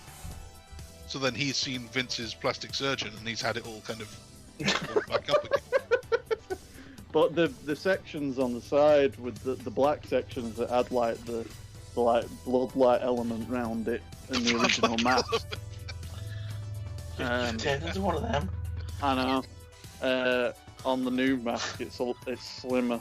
And I don't think it had the red markings on it either. Okay.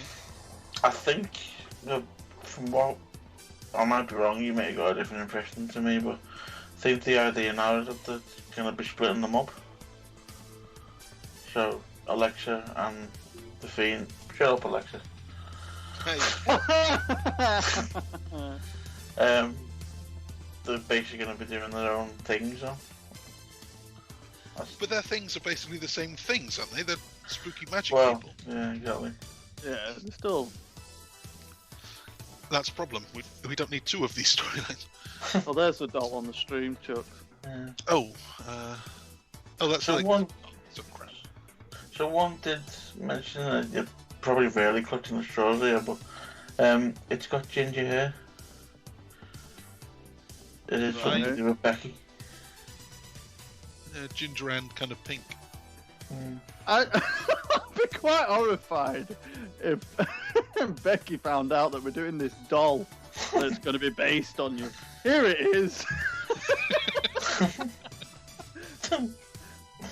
Well, thanks for that, guys. I can't wait to come back. So I was just, so there was no explanation as to why they're splitting, because it does look like they're splitting. She cost him the match, so that makes sense. But I want to know how she got powers. I thought he was giving her the powers. I don't know. And Nothing- now she's nothing turned makes against sense. him, but he's not taking the powers back. Nothing makes sense because there's bad storytelling. Or, as they call it, ring psychology. It don't make sense because, like you said, you kind of wondered whether there was. I thought at WrestleMania when he was doing the Sister Abigail, and that was when she turned up with the mucus coming out of her head. Oil-like substance. I can't think of the word, so I think it's even worse.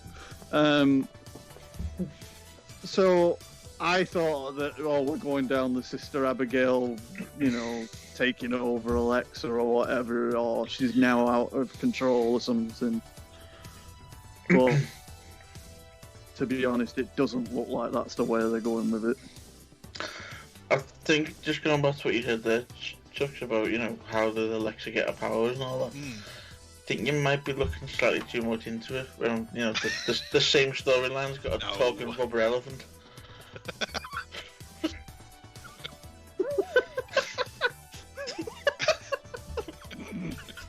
Moving on. Putting that sentence into context. What the hell am I doing with my life? Well, I do know that it's not Sister Abigail, because she's dead, and Randy Orton exorcised her spirit from that burned down shed with the crucifix. On the fridge. We know this. In the At the fridge. fridge, Yeah. But that doesn't Fiend- stop her from being a spirit being resurrected, or Yeah, it does. That's the crucifix. That's come on, Beans. Don't you know what a crucifix is? sorry. Consider So that- myself educated. Yeah, right. I guess the story, at least the story that I've been able to piece together, is that Bray Wyatt, when he was a kid, was possessed by the man in the woods. That is the Fiend. But Sister Abigail kind of protected him from that influence, and he grew up kind of weird, but, not the Fiend. But then when Randy Orton got rid of Sister Abigail's spirit, the Fiend took over, and he became what we know now as the Fiend. And I don't You really know really what have they're doing. thought through this, haven't you? Yeah. Yeah, there's a fairly good Almost video like about so. his story about the man in the woods. I'm pretty sure I showed that to you a few years ago. It explains everything and nothing all at the same time. If only they could do that on WWE television. Yeah. There's a video going around that he made from when he was in NXT. Is it the same Yeah. one? I don't know if it was that far back, but maybe it was quite early on. Because there's a video going around where he talks about. This is when he came back. Was it last year, or the year before, when he came back again? Mhm. When he came back first time as the Fiend. Yeah. There's a video of where he's talking about being burnt and stuff, and how basically he foreshadowed everything that's going to happen to that's happened to the character. Yeah. Cool. And it's kind of like, is this been the plan all along? Is Bray Wyatt really this far ahead thinking? And then you realise you work for WWE, so the answer's no. Yeah, right. The thing is, though, you get the impression that if he was given the full control of it, it would be a thing that would go on for so long. But you just feel that every time that they get to a point of a match where he should be taken seriously, they just decide to go a different direction, and then he's forced to rethink everything and try and make it make sense again. It just, I don't know. It just feels like he gets so far, and then they just tinker with it and go all WWE with him. It's like, just let him roll with how he wants to do it. And if that's if it doesn't make sense, fair enough. But at least it's his, his creation, his mindset of it. Actually, does seem to make sense. At least he's been able to put things together. There's a tweet here. So when he teased the Fiend before he actually was the Fiend, and someone had tweeted to him, "Is the Fiend the man in the woods?" And he tweeted back a medal. So obviously that was his idea. But he was throwing out all sorts of things, like his promo back in the Wyatt family. There was like a line in each one of his weird backstage rambling promos that put together would actually mean something else. I don't know if anyone ever worked that out. Yeah, I remember him saying that. Yeah, he's been putting a lot of thought into stuff. So let him go, and hope he doesn't end up like Matt Hardy. It could be something. Ah well. Or you could just fire his brother and leave him to it. I mean, that's good too. There was the whole element of like what they could do with Bo Dallas as well, weren't they? Bringing him into as an element of it and things and directions they could go with that. But yeah, well, there was a big rumor recently, wasn't it, that since he come back after he was banned, that this Fiend wasn't actually him; it was Bo Dallas. Apparently. Obviously, that didn't come about, but...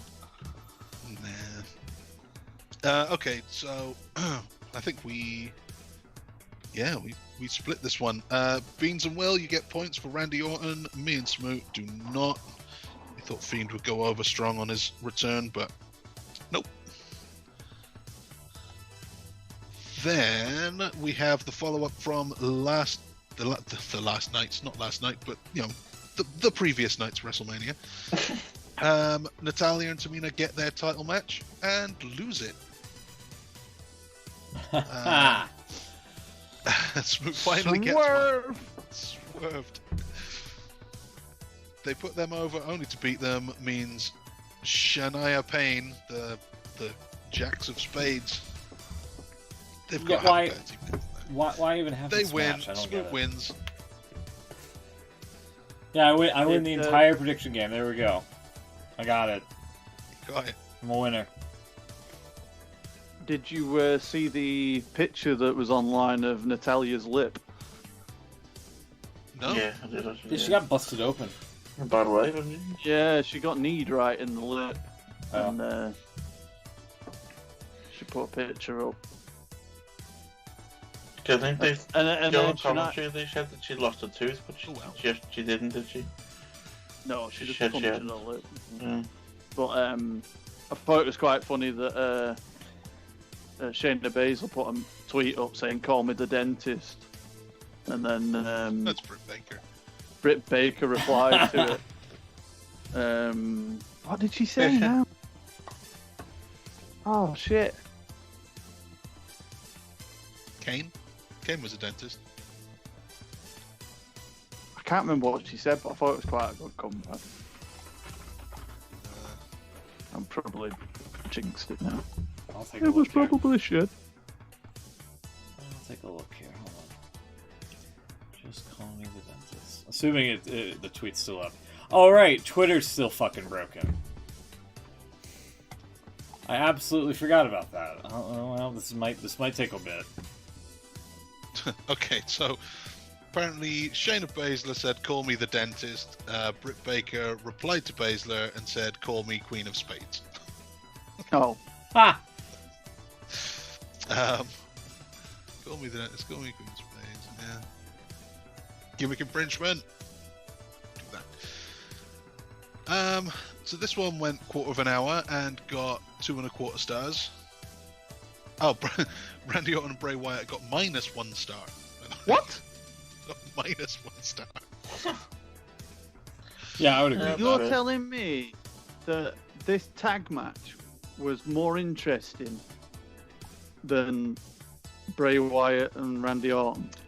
I don't know about more interesting, but it was better, according to Dave. So there's probably more moves in it. He likes his So moves. it's based purely on wrestling. Yeah, I mean, he's never been able to say exactly what it is. It's more of like a feeling thing. But it is about the wrestling and what the match means, how it's built, you know. A lot of it is context. I'd give Bray Wyatt's entrance and all that jazz at least 2 stars, just purely for the entertainment of that. No, he's not. He's not one for entertainment, Dave. He's all about the serious wrestling part. But he gave Cena and Punk at Money in the Bank 5 stars, and he said it's not so much like the wrestling wasn't 5 stars. It's actually kind of sloppy, but the context of it all, you know, the story going in and what it meant, crowd reactions. Yeah, the storytelling was crap. Storytelling was crap. I enjoyed it. Oh God, that was 10 years ago. Jesus. Yeah, all downhill. Kevin Owens and Sami much Zayn. hope. Kevin Owens beat Sami Zayn. Beans gets a point. My lead slips. Owens wins. Zayn gets into an argument with whatever Paul brother he had, Logan Paul. And then I don't even really know. Logan Logan the hell? Paul. What was this? Garbage. The actual match itself between them, I thought was quite good, and it's probably the best Mania match that they've had, which is quite sad to say that you've got numerous matches. Didn't the Paul? The Paul. He did end up taking a stunner, and it was better than any that Vince has ever taken. So I'll give him credit for that. Or Linda or Trump, really. Especially Linda, yeah. He actually, I was going to say, he looked like he actually gave himself a black eye.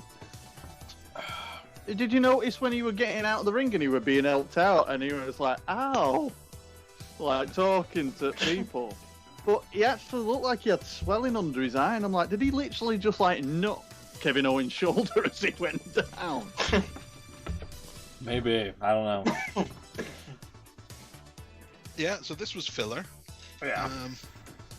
I guess that's it for Logan Paul. He was there. He made no difference. Didn't sell one ticket.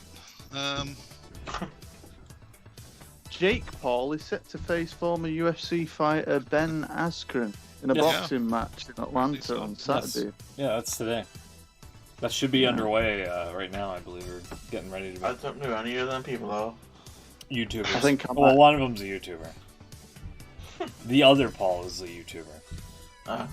Yeah. He's the one that was in the training ring with him when Sami Zayn went to find him. Yeah. Oh, okay. Yeah, hopefully gets his head knocked off. Yeah. Go on with that. Yeah, the guy that Jake Paul's going up against is apparently the recipient of the quickest knockout in UFC history. Like, he was the one that got knocked out in, like, a super quick fashion or something like that. So, Oh well. yeah, I don't know. I wouldn't tune in, but I would just. I'm looking forward to seeing what the result is. Looking at the odds here, and I don't know how to read them because I like decimal odds. This is annoying. Is it the fast line bet fractional. or whatever? Where it's like plus 800 or something. No, that's American. I hate those. It's Yeah. just fractional. It's how they're I don't- supposed to be, but I hate it. I don't understand the decimal No, I don't. I'm with you. I don't do really not understand the fractions. decimal. It's the most simple thing. So right now, Jake Paul is 1.5. So if you bet £1, you get a 1.5 return. Done. So what? I get 50p back if I put £1 on. Well, you would put the pound on, so you've lost the pound, and you would be credited £1.50. So Yeah. you would make a profit of 50. Yeah. So whatever you bet, you just basically go times it by 1.5. 1.5. Yeah.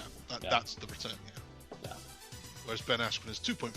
So Jake Paul is the favorite here. Yeah, I mean that is so simple, and it's based on a pound. A pound is like the unit that it's based on. Whereas American, it's all about how much you get if you bet 100. Yeah. It's betting 100, Not me. right? It's either how much you get back if you put on 100, or how much you need to put on to make 100. Yeah. If it's plus or minus or something, it's too much thinking. So I still don't know what this Logan Paul does. He's He's a a YouTuber. YouTuber. What does that mean? It's what He you're did doing nothing right with now. his life. Yeah. He just sat and did videos online, and Yeah. all of a sudden he got a few followers, and then it kind of took off. Yeah, and now he has like a podcast called Impulsive. More like repulsive. Oh, Oh, no, I heard. damn. I can't take credit. I heard that the other week. He'll challenge you to a boxing match. I mean, Oh, yeah. So I would pay to see you have a boxing match with him. I would go down in a ton of bricks. You kidding me? I would just probably low blow him. Fuck it. I was just gonna say you won't, because we'll all do the running, and it'll turn Yeah. into like the NWO WCW Sting Triple H fuckfest. I'd like to have a boxing-like structure match. Oh my god.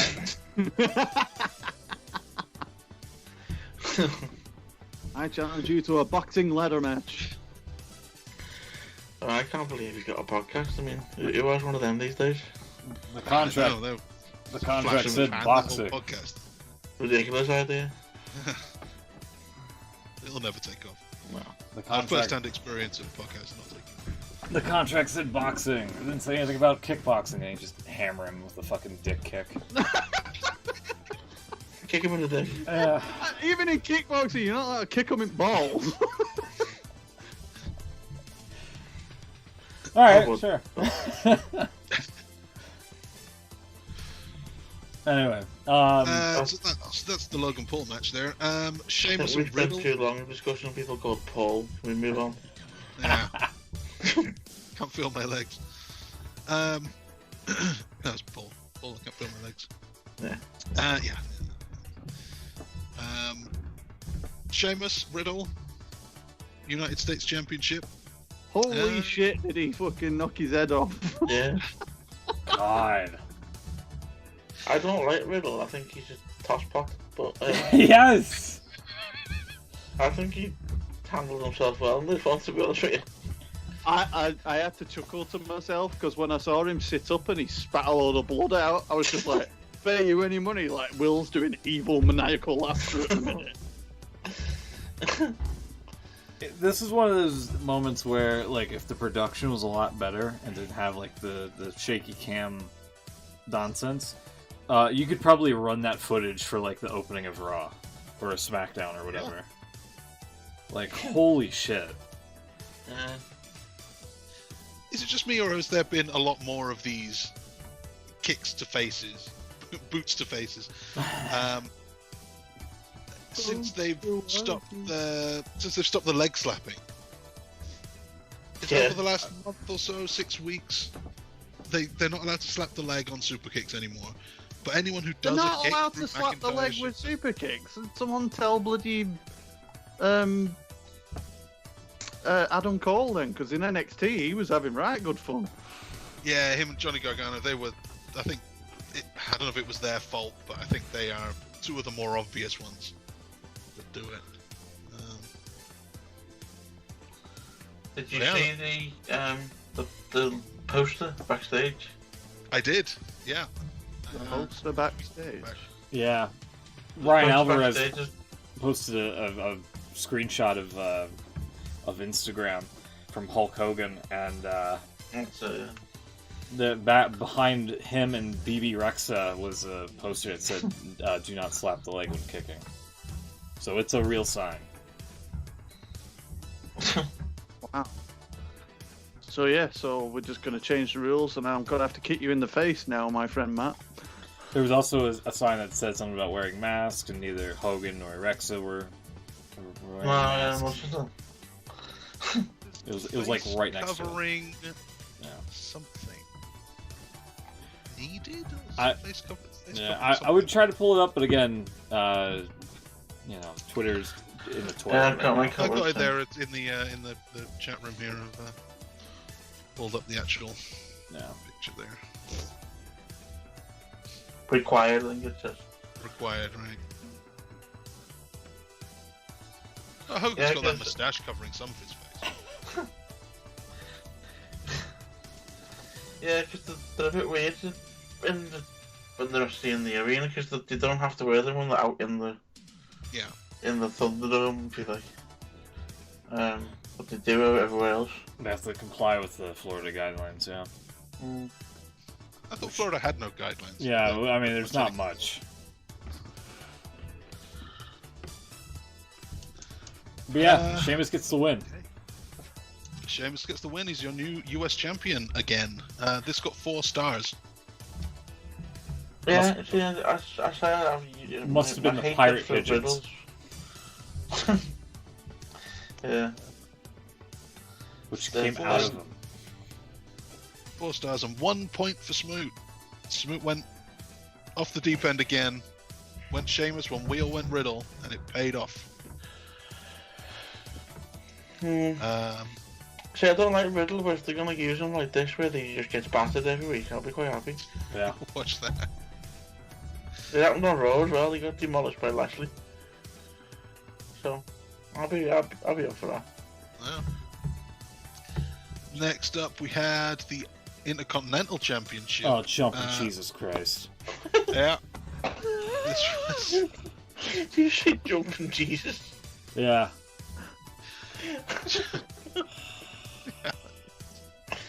Tag partner of Leaping Lanny Buffer. I hated this. I hated so this. This was the Nigerian drum fight between Apollo Crews and Big E. All of the drums were bongos, so they missed the opportunity to call it the Congo Bongo fight. That would have been a lot better, admittedly. Holy fuck. And apparently you play the Nigerian drums with kendo sticks. Singapore cane. Who knew? Yeah, like they point out all the, like, this is a Nigerian drum fight, and then Kevin Dunn gets a close-up shot of a gong sitting at ringside. Yeah.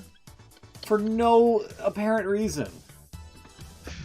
Big E uses it as a weapon early on, and it, to no avail, but like, the gong got more airtime than any of the drums. Did they use any drum? No. I didn't see anyone being drummed. No, not a single goddamn drum was used. Someone was thrown into the drums. I remember that. This is one of those matches that should have negative stars. Camera moment as well. This is one of those matches that should have negative stars. What did Dave give it? He gave it 3. What the fuck? Fuck him. This is why nobody takes him seriously. How do you have a Nigerian drum fight with no fucking drums used? I want Vince to hire Chucks. Vince to hire me? Yeah. Why would you wish that on me? You asshole. I just Bongo Congo pal, goddamn, that's money. Conversation with you when you mention things like Congo Bongo. He'd love that, Vince. That's what I mean. I don't know if you've become like the next main guy in the company, or you might get absolutely destroyed. I don't know. Yeah. One first one, then the other. I would work my way up to the point where I am then the fall guy. Like Heyman did, like Bischoff did, like who's the guy you told to jump off of the beam that time? Dave Lagana. Dave Lagana, yeah, he was one. Maybe you should reinstate that. Stick around long enough to become the inevitable. Oh no, don't worry about the ratings. It's all this guy. We'll fire him, and then we'll get Bruce Pritchard to do it, and everything will be fine. Oh jeez, don't even fucking get me started with him. So Apollo Crews is your new champion. Finally, after all of these losses to Big E, he beats Big E. Yeah, because of some guy jumping the rail in like a military jacket. Some guy. Yeah. Some guy is Daba Kato. Well, they didn't say his name, and I didn't watch Raw Underground that much. He's got a new name. Is it Babatunde? No, it's Commander Aziz or Akiz. Oh my god. Come on. He's formerly of the Nigerian National Guard, don't you know? Yeah, I like how Bianca's family couldn't, jump the rail to help celebrate her victory over Sasha and winning the title. Her dad tried, yeah, but security stopped him. And then you have this fucking ass clown jumping the rail in his whatever military ranking jacket and just giving the Samoan spike to Big E. Great, cool. Because it's part of the show. Yeah, it's part of the show to have somebody, like some, corporal commander from presumably Nigeria. Yeah, I mean he's Polish Nigerian, so I guess it counts. One of them. Big Polish. So what's he gonna? Is he just gonna declare an act of war against Big E now? Like what? Well, the Samoan spike you mentioned is now known as the Nigerian knife. Oh, nearly. Oh, Needle. Nearly. Any guesses? Nigerian people. No. Nigerian. They're more simpler. Thumb. The Nigerian. A thumb poke. The Nigerian nail. Oh, nail. Jesus. Oh God, nail. How did I not get that? That's Oh, so, the way- that's so Like, bad. closer to That's nail. so bad. When you watch, if you get a chance to watch SmackDown or watch a video and you see how Cruz say it sounds like he's saying the Nigerian nah. Yeah. So, How the fuck are you Dave Meltzer and just give this match 3 stars? I don't get it. Because Apollo Crews, Big E, and Daba Kato are 3 stars. and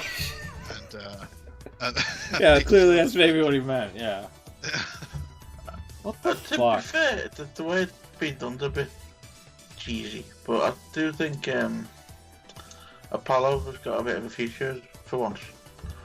I really like Apollo. I can't believe it's taken this long for them to do anything with him. Well, And I yeah. can't believe I mean, that this it's is not what done. they've done. Yeah. He needed a character though, and this will be.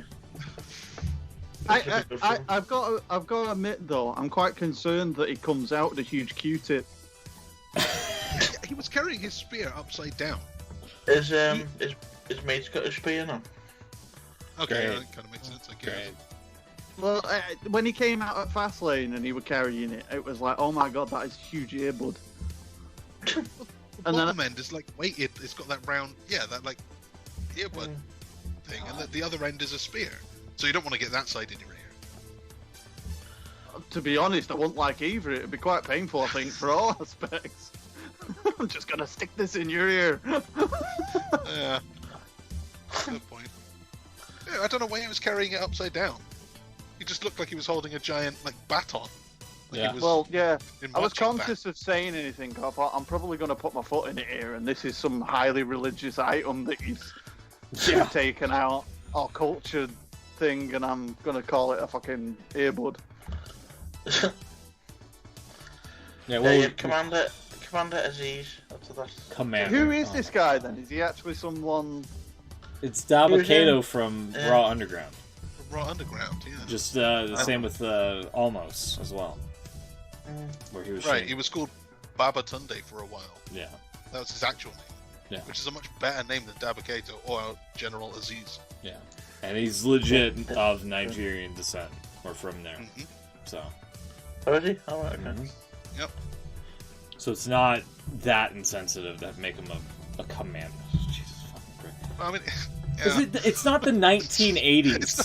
Like, exactly. this You is what say I'm that talking as, like, about. General Adnan. I think it was- Yeah, like this is my problem with wrestling. Is like it needs to be modernized, and you can't just have you can't expect people to believe that a commander from Nigeria just happens to be ringside for a WrestleMania that's not accepting that much outgoing traffic from other states, let alone countries. So. I think it's just Dabba-Kato. We know this guy. Yeah, exactly. You just he's been on TV before. People are somewhat familiar with his face. Like,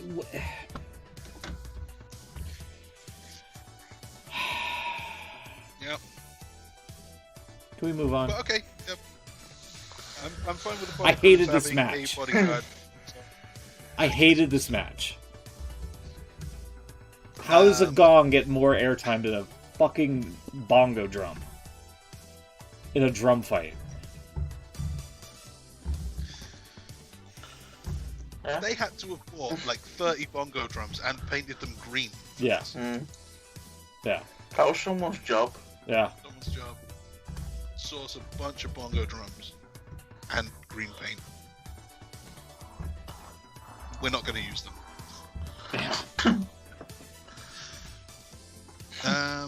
So I see why Smoot is pissed. He predicted Big E to win this one. I thought he would have retained. I thought he would have at least grabbed a drum and beat Apollo with it. Well, just like the tradition of the 1980s where you have these ridiculous characters, this was also Big E's hometown, and we know that he has to lose. Oh, yeah, that's true, yeah. Back in the 80s, they did give people wins in their hometowns. That was like a 2000s thing where he decided just to do things backwards.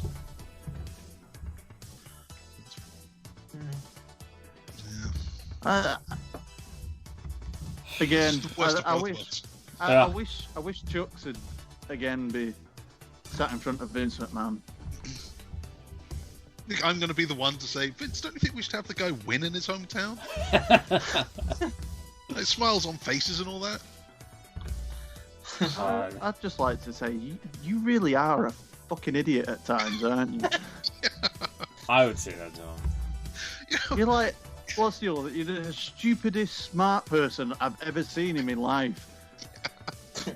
for a genius, you're an absolute idiot. So, guys like Steve Austin and Shawn Michaels and that, they say that Vince loves the guys that will stand up to him. Anyone who actually says no tends to get respect from him, right? But no one does. Well, that's the That problem. just makes everyone else stupid. Yeah.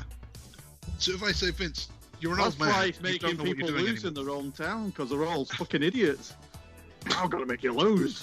Fucking agree with everything I say.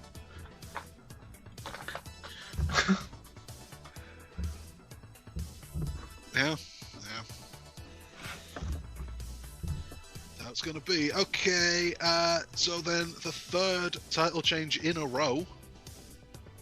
Raw Women's title, Asuka loses to Rhea Ripley. Yeah, I thought this was okay. Yeah. The only problem I had with this one was the entrance. The Rhea Ripley's entrance.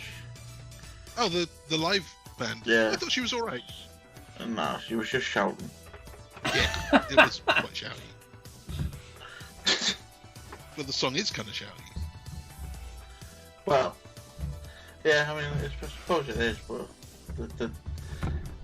it's not just exclusive to that song. Yeah, them kind of songs don't work well live, I don't think. It is just shouting for 5 minutes. Yeah. Also, as well, I don't think she understood when it was going to end.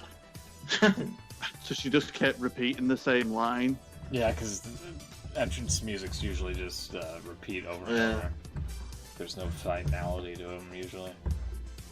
I've got a game loaded at the moment, and someone online's just come on called Save Us Y2J.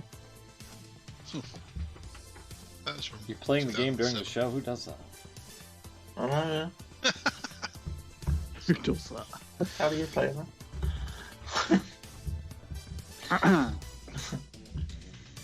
Barbie's Theme Park World.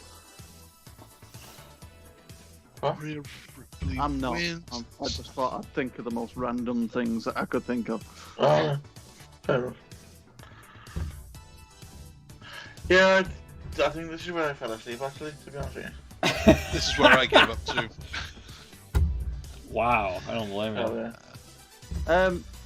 Well, night 2 in a whole is awful. It was pretty bad, yeah. Yeah. But that's points for everyone. That's great. The main event, however, I also stopped watching here and didn't catch up until yesterday. Oof. And I don't know if I would have missed it if I just not bothered. I only really watched it because I had to do this show. If I didn't have that kind of deadline. Did you know the results? Or No. did you actually... Wow, so you still didn't know until earlier. Yeah, it's just that easy, Beans. Come on. You stay about 5 weeks behind on Observer Podcast. Don't check any message boards. Yeah. It's pretty straightforward. You just don't watch TV, obviously. Yeah, you don't hear. It's not I thought mainstream. I did People pretty don't watch well. wrestling. I thought I did pretty well to avoid results for a pay-per-view for like a week. But I don't think I would have got away with it for WrestleMania. Where would you hear it from? If you didn't watch it, where would you hear the results? It'd just probably be something that someone comments about on something social media-wise or something. Yeah, I haven't been on that either. It's when it doesn't happen to me often, but when I was out, it's usually Twitter that gets me. Yeah, I can see that. Twitter would do it. Or the, wrestling Reddit or whatever would do it. Yeah, the algorithms would just be like, hey, there's what happened, and show you like a tweet from somebody mentioning I something. think once it was WWE themselves spoiled the pay-per-view for me once with the notifications from the app. Oh yeah, they used to Oh, do yeah. Tune into SmackDown and see The Undertaker get his 80 bajillionth title victory. I suppose it didn't get spoiled on like Supercard or something. Someone could have said something on there, or they could have done an event about it.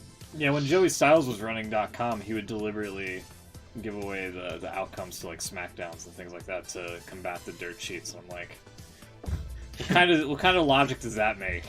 If you're trying to get ahead of the dirt sheets, like, come on. Yeah. Well, that was their thing for a little while. It didn't last long, but they tried to become a dirt sheet and they put TNA results and stuff on it. Yeah. It's crazy. And there's also, he was a knob. Joey Styles? Yeah, he's a God, knob. you don't like anyone. I know. How are you? Joey Styles ever done to you? He supposedly personally vetted the Bobby the Brain Heenan account that was on Twitter, and it ended up being a fake. But him and Heenan's wife at the time, when he was still alive, and it was like one of the biggest social media blunders of WWE. I was like, what the fuck? What do they do with this fake account? It was Made it an posted, official one on .com or something? it got verified, yeah. It got verified. And he said he had something. I mean, Styles wiped his Twitter account like years ago because he was at an indie show and he was being a fuckhead. But it was something, I can't remember exactly what it was, but he said something that he like personally vetted the account and was like, yeah, this is legit, to the Twitter guy that's like that goes around and verifies accounts and things like that and gives them the check mark.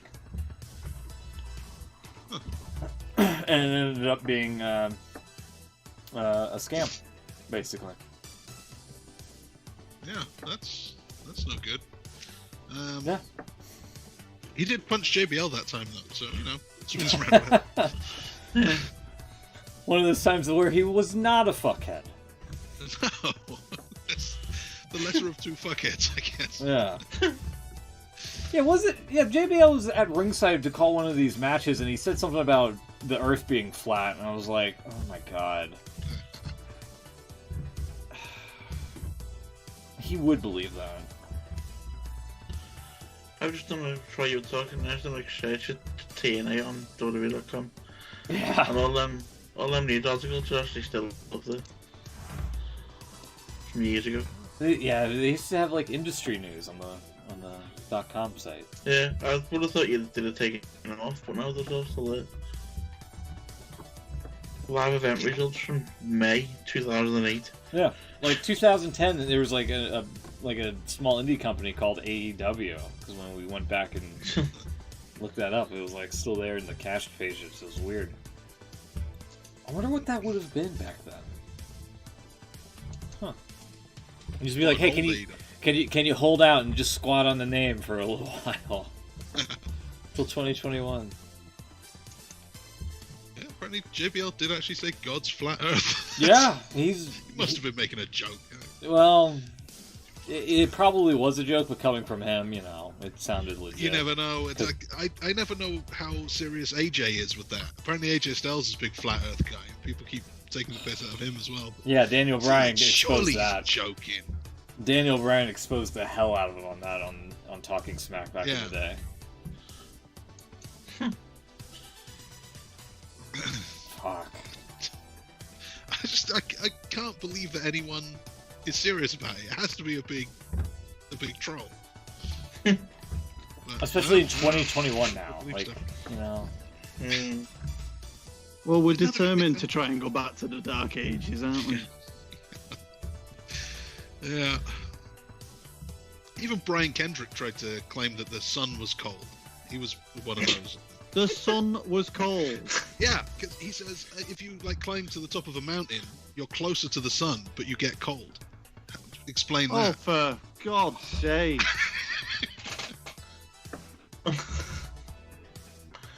That's Sure, Brian you're closer to the Kendrick. sun, you should be I used to hot. like Brian Kendrick. Yeah, can we get to the main event here? I want to challenge Brian Kendrick to a match, just purely off that comment alone. We'll do it on top of a mountain where I'm it's really warm. so done. I am so done with the show. You mean this show, or Just wrestling in general, really. Yeah. Oh yeah. Yeah. so a good return to wrestling form then this weekend? Just from, yeah? I guess, yeah. Because Happy to do a AEW, show talking about it. I'll tell you, AEW ain't much better these days. Which we'll briefly discuss. So main event, three-way. Roman Reigns defending against Rumble winner Edge and other guy Daniel Bryan. This got 4.5 stars, so I guess this was match of the weekend. Jesus Christ. It wasn't bad. It was alright. fine. It was alright. Yeah. It just felt like generic triple threat, where one guy gets bumped to the outside and the others do some stuff, and And then Edge is made to be believed into, you know, being the ultimate opportunist by doing the crossface with the steel chair brace. then some concertos in there. Yeah. They did the double spear spot. I was expecting that one. Yeah, it wasn't as good as, what was it, him and Batista. Edge and Rhino, I think, did it. Oh, Batista, yeah. When they cracked heads on one of those draft shows. Yeah, I thought it was okay. It wasn't anything special, I don't think. But It was fun. And in the end, Roman Reigns wins to retain. It's probably the right move. Yeah. But you do end WrestleMania with a heel win. So Yeah, I guess great. that is points for Smoot and for Will, because me and Beans both. I don't know what you do with Edge from here, though. That's a killer for him. Yeah, I don't know. Does he go after Sheamus for the United States Championship? Does he go after Apollo Crews to bring the Nigerian Intercontinental title home? Does he reunite with Randy Orton because both of them wear white on the WrestleMania show? They did both okay. Really highlighted Randy Orton's cock. Jesus. Right there. Right there the whole time. I've got to be honest, I do think that when AJ Styles comes out, I do think, good God, man, put some thicker underwear on there. See pretty much everything. It wasn't as bad as Rene Dupree, but you know, French tickler. The French tickler. The French tickler. Yeah. He had white gear, especially on the short trunks, on like the underpants style. It's not even long. It's like it's right there. It hides nothing. He had the best entrance music though. When he went Rene solo. Dupree. Yeah. You're not thinking of Rob Conway. Just look at me. Yeah. Just look at me. Just look at me. Just look at me. Yeah, that's Rob Conway. Hey, now you're so, yeah. Okay. Yeah, that's the one.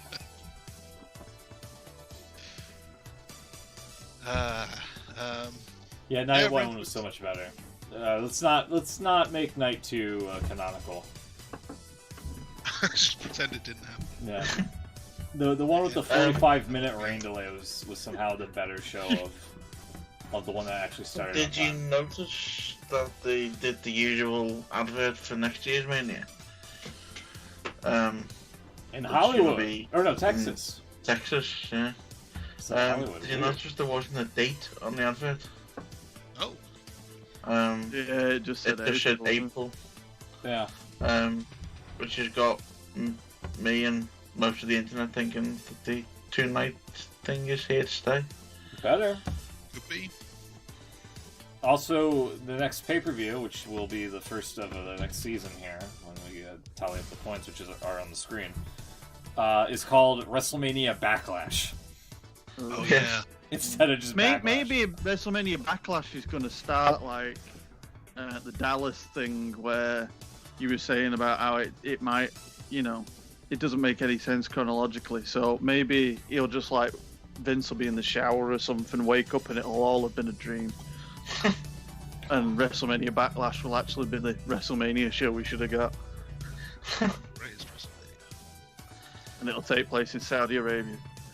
I just think someone in the graphics department really likes that pirate theme. Maybe. Oh, I'm so bored of seeing that bloody logo. They've got it's 2 years now, and now they're using it on Backlash. Yeah.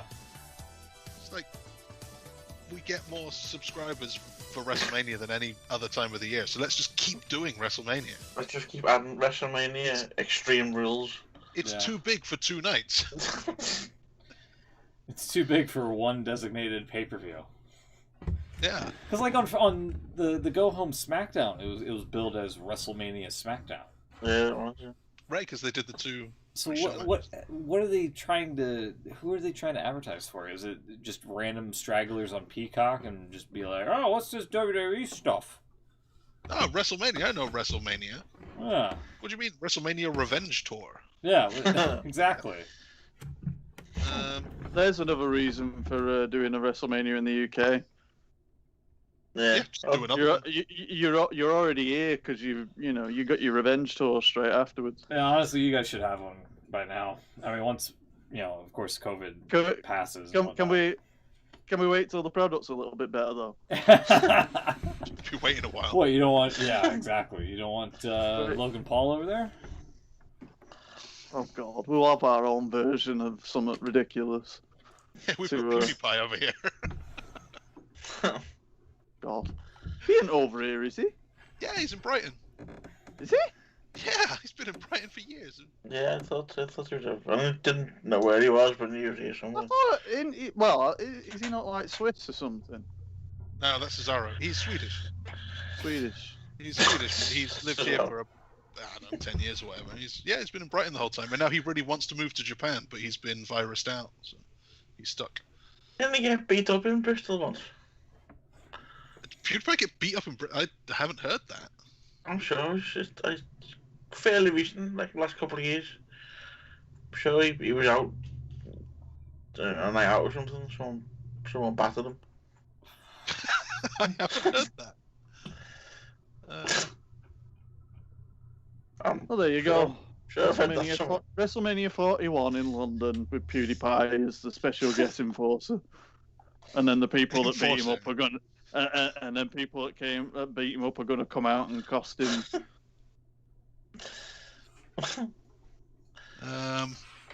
All right. So what have we got here at the end of that one? That was another 7 matches on night 2. I had a shocker. I only got 2 out of 7 Hey, you pulled a me. on that second. I pulled a Smoot. And the rest of you, again, this is Smoot gets 2 points. We all win with a joint 5. I get 2 points. The rest of you guys win with a joint 4. Strange parallels. So at the end of the night and the end of the season, 98 matches overall. So I won't bother with percentages because it's basically the same. In 4th place is Smoot with well over 50%. You got 59 out of 98. Just trying to break 60. That's good going. Yeah. That is better than usual. You're improving. 3rd, and it is super close. Super close. Will got 64 out of 98. Beans managed 65. I sneaked in just the 66 out of 98. Fuck you, Bobby Lashley. Fuck you. It's all down to Bobby Lashley. Yeah. Congrats. I demand a recount because it's so close. Oh yeah, I've got all the papers right here. I can count them up. No, I still win.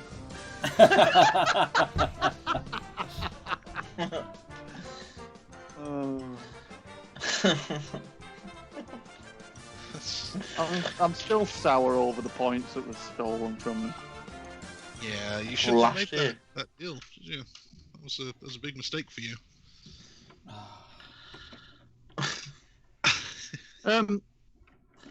I'm going to say I was actually miles behind at one point as well, weren't I? I think that was AEW because you didn't predict like 4 shows. No, but I'm sure on this I was a good number back. That's 18, that's 2, that's 1. No, you've been pretty damn close the whole way through. There were 3 behind there, 4 behind there. 3. No, you've been pretty close the whole way through. In fact, I think Will was too. Yeah, Will was really close. That's the closest race we've ever had. Yeah. I kind of blew it there at the end with the. Yeah. There's the graphic. There's the official. I'll play the music again. Okay. Oh yeah. There it is. It's official. Yet again. I'm going to call that 7 times in a row. Because no one's going to be able to prove that it wasn't. Why 7? I think we've been doing it about 7 years. It might be 8 now. It's somewhere around there. So are you undefeated predictions champion? Yes. No, I won 1. I think so, yeah. No, I'm not. Oh, 2. I should have won Beans has 3, definitely but won I them. was robbed. Not bitter. No, you had it well. Yeah. I tried really hard, you know.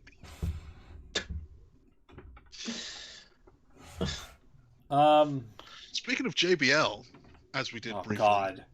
Did we? I haven't watched much of the Hall of Fame ceremony, but I did see his. He was the first one. Oh. Yeah, I didn't see it. And god damn, it was really bad this year. Oh. Yeah. It doesn't work. That was just appalling, the whole. Yeah. And What I it's- didn't get about the whole thing is they had all the current roster all dressed up for like you would have normally. All for doing backstage bits.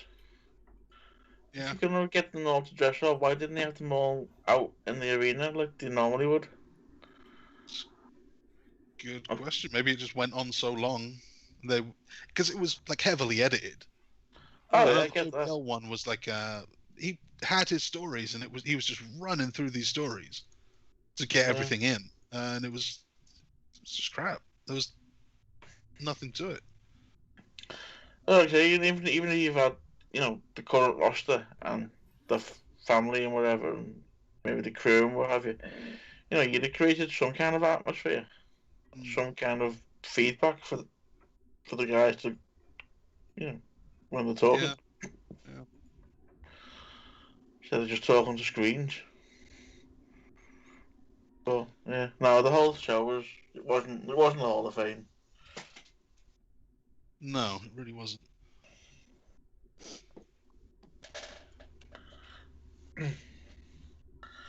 Yeah, that's just. I'm gonna say just on the JBL thing as well, like the whole, for anyone that I might have pissed off or made difficult, and like I would, and then just went into the character, and it was like, oh, really?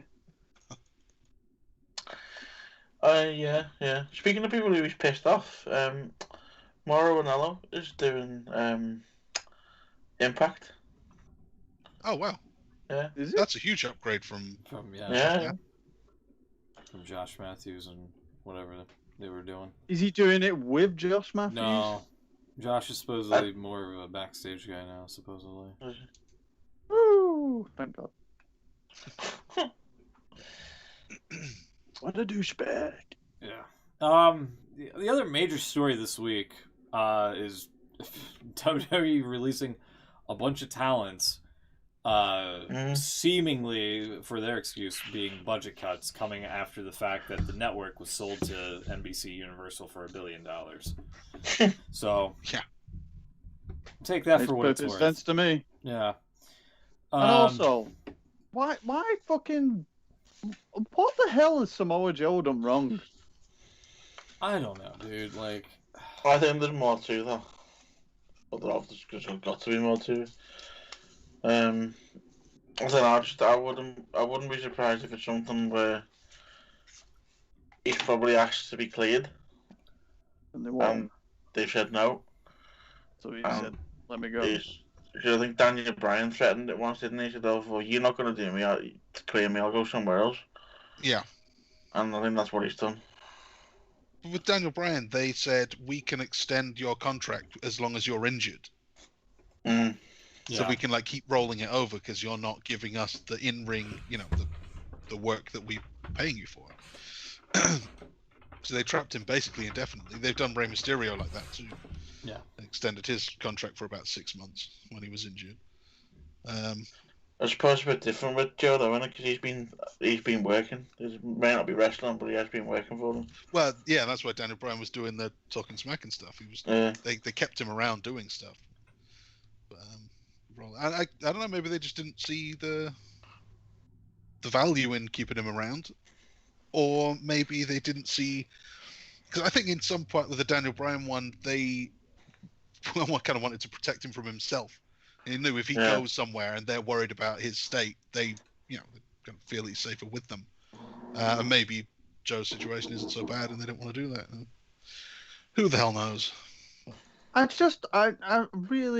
find it quite disturbing that, these people have just done WrestleMania, which is like, all right, it's not, in some cases, it's not as if it's the only experience that they've had or anything, but for a lot of them, they could argue that that's their biggest point, that they've just been able to be involved in such a big event. And then literally 48 hours later, you're told you're gone. Yeah, it's wild. I just find the timing of it really poor, even if it's... it's supposed to big celebration. We're back in business. All that jazz. Oh, hey, you're fired. Yeah, it's just. Yeah. Especially after the year that we've had. Do you know what I mean? It's not. It's not even like it's just a normal. Yeah, we're not quite close to normal right now. Yay, we're back in business. We're back in business. Yeah. You out of business. You, on the other hand. Yeah. So they released 10 talents: Samoa Joe, Billy Kay, Peyton Royce, Mickey That's James. Yeah.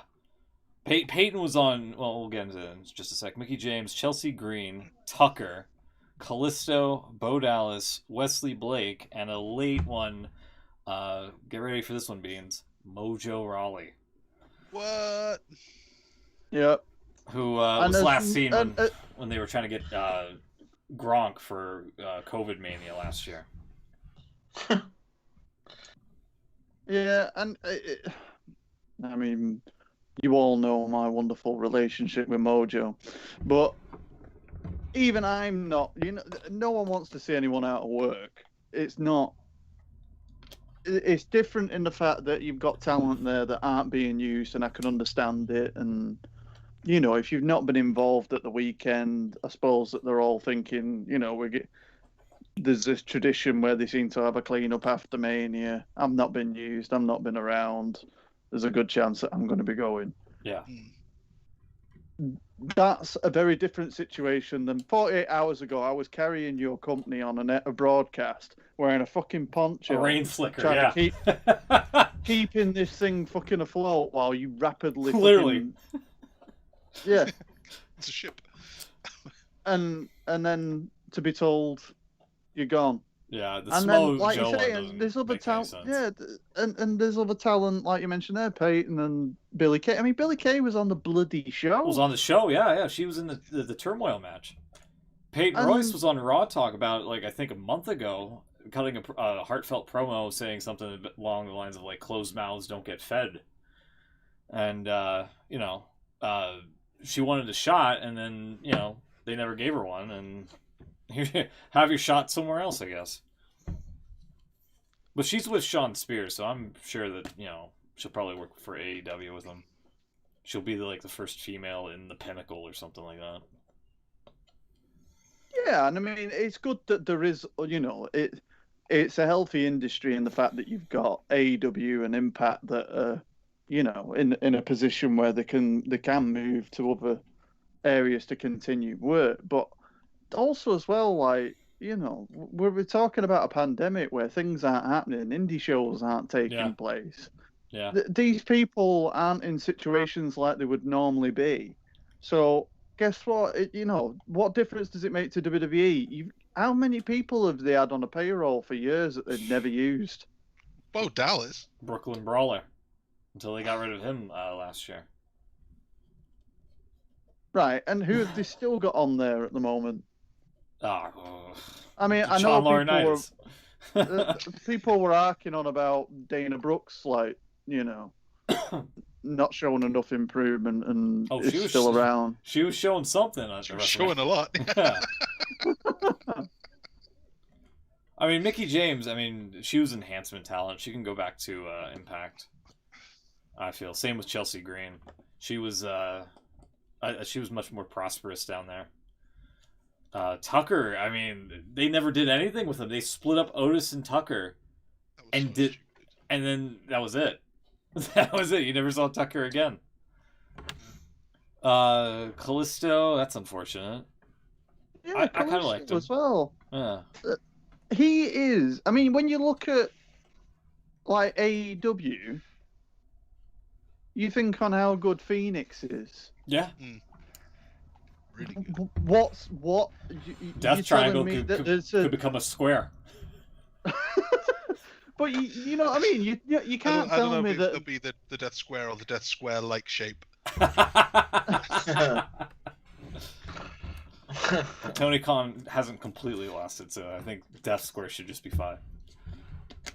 Well, like he's those. You can't tell me that them two cannot be mentioned in the same breath because they're both phenomenal in-ring talents. You can't tell me that you haven't got the space across NXT, NXT UK, Raw, 205 Live.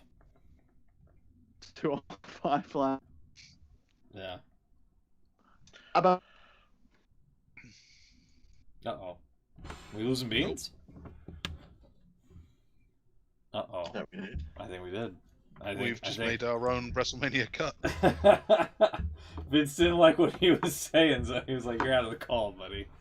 Best of luck in your future. Yeah, he revoked their credentials. Have I just been cut off? Oh, there you are. No, you're back. You're back. You were breaking up a bit. Did I cut out? Yeah. All right. Sorry. I thought you might show up in 90 days on Voice of Wrestling. We've just been tweeting again suspiciously. Oh, have they? Yeah. They're taking jabs at Brian Alvarez for some reason. Yeah, easy to do. Did you see Tucker's reply to someone? That's vague. No, what did Yeah, sorry. Someone asked him, obviously after being released, someone said, so what was the point of you splitting up without us? And the reply was, who fucking knows? Yeah.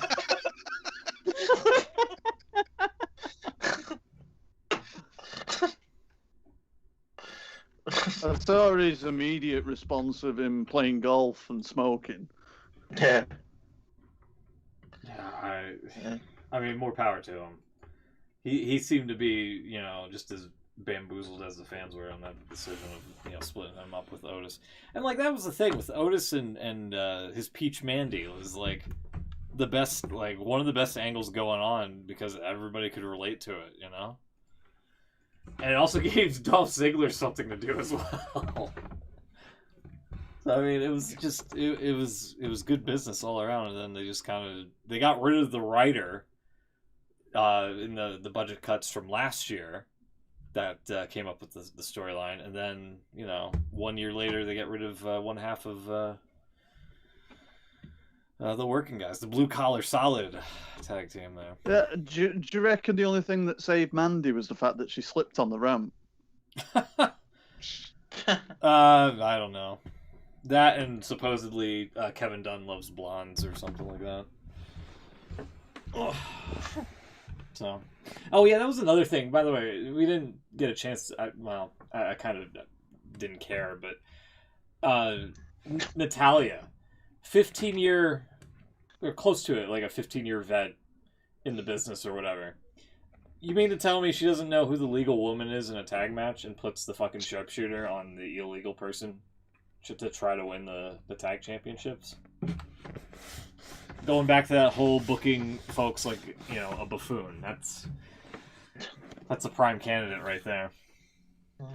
Did you notice on the WrestleMania matches that there was quite a lot of spot calling that was still being picked up even in an open arena? Ah, man, that's always been a thing, even prior to the pandemic. John Cena was like one of the biggest offenders of that. Yeah. Which is funny because everyone knows what Cena's doing at all times. Yeah. Nobody can see it.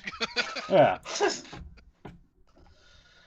Yeah, I imagine because obviously with the Thunderdome, they don't really matter because the fans aren't there to listen to it. So yeah, it's oh man, for them to go and wrestle in front of fans and then go back to the fucking Thunderdome is yeah. That's fucking. It was just morale. grim to see. Yeah, as soon as Raw started and you just saw that set up again, it was just like, yeah. And we're back. And it's a smaller place as well. Yeah. You can see it's not that smaller, but you can see it's a little bit tighter. Yeah. Than where they the different arena, aren't they? So. There's one thing we haven't mentioned from WrestleMania before we move on too far. Go on. That is Titus O'Neil and Hulk Hogan dressed as Right. The first night, was it just me, or did Titus seem really uncomfortable in that first promo segment when Hulk was next? No, you were right. You were right. I think because I put it on Twitter and no one responded to it, and I thought, am I completely like pushing a button that I shouldn't be pushing? Because he just did not look like he was happy to be with him. I mean, would you be happy standing next to a known racist? Well, no. Okay. Still. Well, there you go. There's your answer. Yeah, but obviously this isn't something that's come about, like, as part of the, oh shit, there's a fucking lightning storm outside. I don't know, that first one didn't look planned at all. But that was it. I couldn't work out if it was just because there was that much chaos going on and Titus was, I don't know, listening to his ear and weren't paying attention half the time. Yeah. Or whether he really did have an issue with being out there. Because it did seem to be different later on, and then with the pirate thing on night 2. Yeah. He did seem a bit more relaxed. But in the first one, it really did look like he just... I'm really like, I don't know whether I should say something here. Like, I'm going to... I got the impression they'd just been... had microphones shoved around and go out and to say something.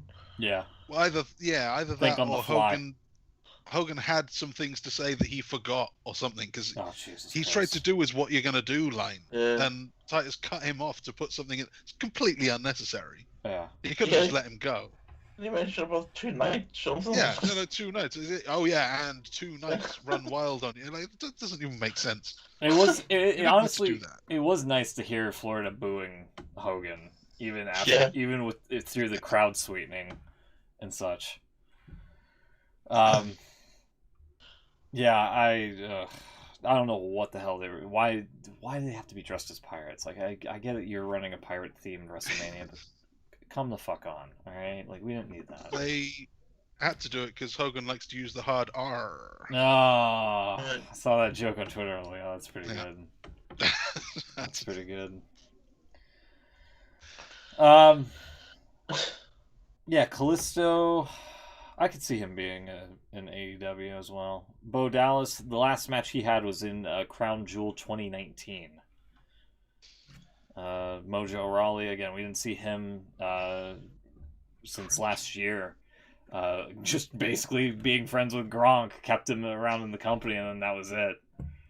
Yeah. And Wesley Blake, who I don't know who he was with the Jackson Riker group or whatever. The less said about that, the better. So, yeah, I just unfortunate, just absolutely bullshit on all of that. I have to say, like, it's just the fact that you have the audacity to say it's budget cuts when you've at least raked in $1 billion from selling your network to an inferior service that apparently.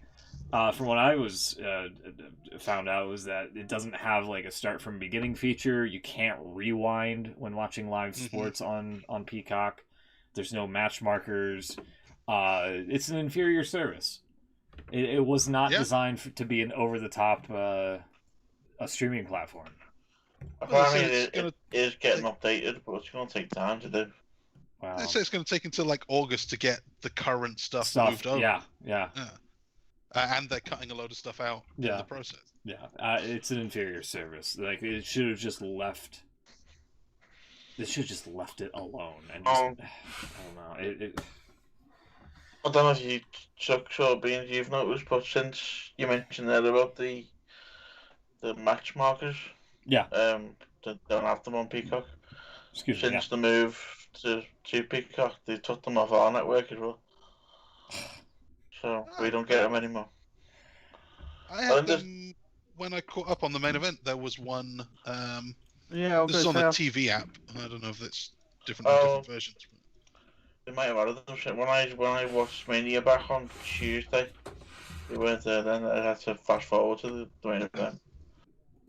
And luckily, they didn't have the spoilers on. It used to be that they would be the start of the match and then like Roman Reigns wins. That's really annoying. They don't do that anymore, fortunately. Well, maybe they've added them since, but definitely when I checked on Tuesday, I had to fast forward like 2 hours worth of show to get to the end. God, it's annoying.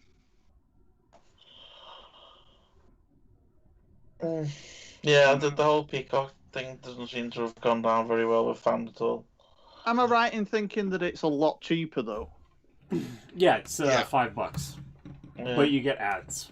If you want the no ad experience, it's $10. I have seen 1 or 2 tweets. I think I've seen something on Reddit as well. People saying that the live quality is a lot better. It doesn't seem to be buffering as much, and it's not. It's because no one's fucking watching it. Probably is. That's literally the only good thing I've seen said about it. I did wonder because, like, I remember when we started getting the network and watching Mania live and stuff. It was the only, obviously, show that I ended up watching live, and it always had patchy coverage live. You were always getting bits where it cut in and out. People saying it would rewind back to the beginning or just at different other points of the show. Yeah. But it doesn't. I didn't have any problems streaming it this time round, but then again, I thought, how many people is legitimately watching it? real quick, any of you watched Dynamite this past week? No. I don't know how. I've seen most of it. Yeah. Not all of it. Did you see the main event? Because that's basically my main gripe. What was the main event? Can't remember. Darby Allin, Matt Hardy for the TNT title. Oh, yeah. Where Darby Allin took it was a falls count anywhere. I guess no holds barred type of stip. Matt Hardy hits the twist of fate with a steel chair wrapped around Darby's neck, and Darby kicks out at 2. And I was like, oh wow, how are they going to top this? And they go backstage in the Dusty position, and they messed up Tony Khan's table, and they used it for a Hardy leg drop spot, which also got a 2 count. And then this comes after like a huge schmoz with like Sting and the Hardy family group. Eventually Darby gets Sting's bat, and then he takes the bat to a bunch of the Acer monitors at the announcer's position, and then they use that's like their first announce table spot ever, and he jumps off the lighting rig and hits Hardy to go through the table, and then that's the match. And I just felt like, there's only one person that could probably pull off that kind of a finish, and we're seeing him on Wipeout. We haven't seen him in AEW yet. I'm just saying it could be. God. It could be a sign of things to come. I'm just saying. You really have got it in for Cena, haven't you? I will cut my nose off to spite my face on that, Beans. Yes. Yes. Is that proper use of that phrase? I think I was so. gonna say, I was a bit. You know when you do a double take, you're like, hang on. I feel like I was doing a Sid Vicious in here. I want him to be on AEW, yes. I mean, again, go Big Show, he ended up with Paul White. Stone Cold Steve Austin, side-by-side break for Tide Detergent. Chris Jericho on the Broken Skull Sessions. I'm telling you, Beans, I am manifesting John Cena to being on this fucking Dynamite show. All right, Edge. How did that go for you? It's grit. That's how you make up the toughness of a wrestler. It's grit.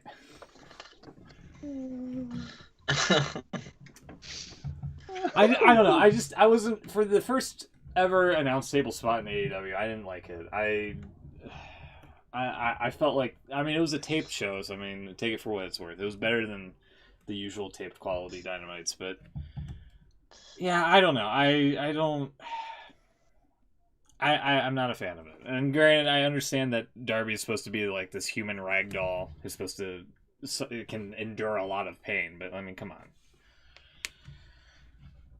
At what point does somebody just bring a gun to shoot somebody to win a match, Hey, it's no DQ. Yeah, there you go. No disqualification. Yeah. There's a way around it. Manslaughter, that'll get you the first degree, but you could win the match. TNT champion. Yeah.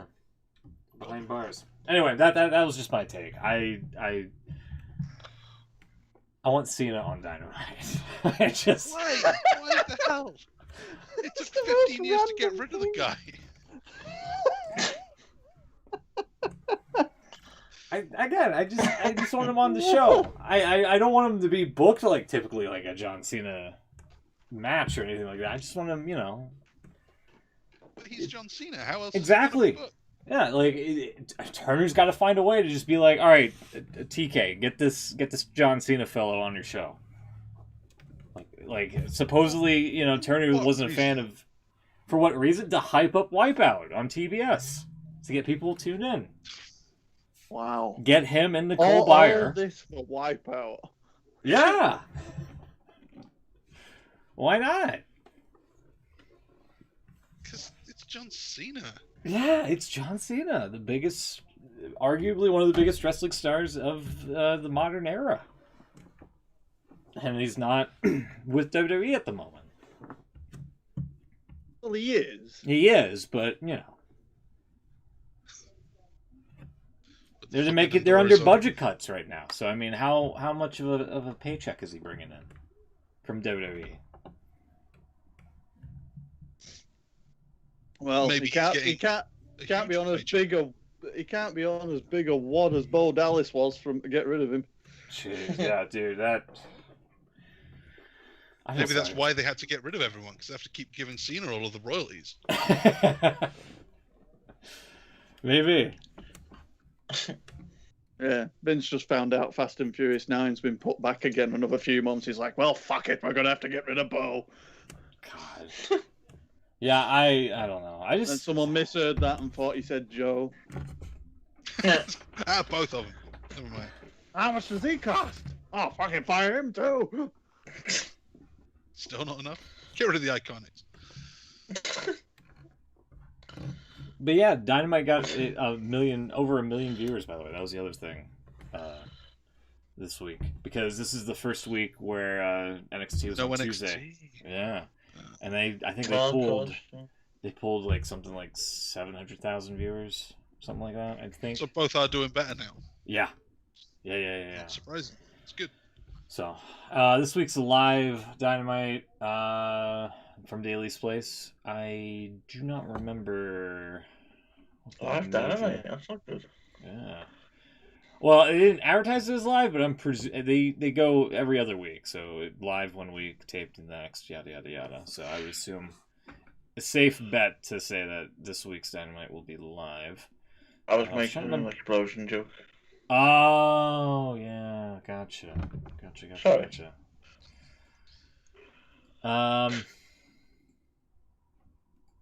Yeah, I'm not sure what the main event for next week is. There's a lot of potential. Powerhouse Hobbs versus Christian Cage. That's one of the matches, which I would love to see Christian lose. That'd be great. Sheeta and Conti for the women's title. Ricky Starks, Hangman Page, where both men have been on a winning streak, and Trent versus Penta El Zero Miero. So, there you go. Any of those could be the main event, I believe. So, there you go. Anything else you guys want to add before we get out of here? Because we've been on for 3 hours. Oh shit. Or close to it. Have we? Yeah, close to it. I'm going to get some pizza after. The only other bit of news we haven't mentioned on it, we mentioned it quickly off air. The announced teams on WWE have been reshuffled. I'll say. Yeah, that's So another on Just Raw. been shuffled out of the company. Yeah. So on Raw, we've now got Baron Saxton, Corey Graves, and Adnan Verk. Yeah, I mentioned him earlier. I don't mind. I don't mind that admin guy. Yeah, I didn't think he was too bad actually. His first night was okay. He took the piss out of Baron Saxton a little bit, that was good.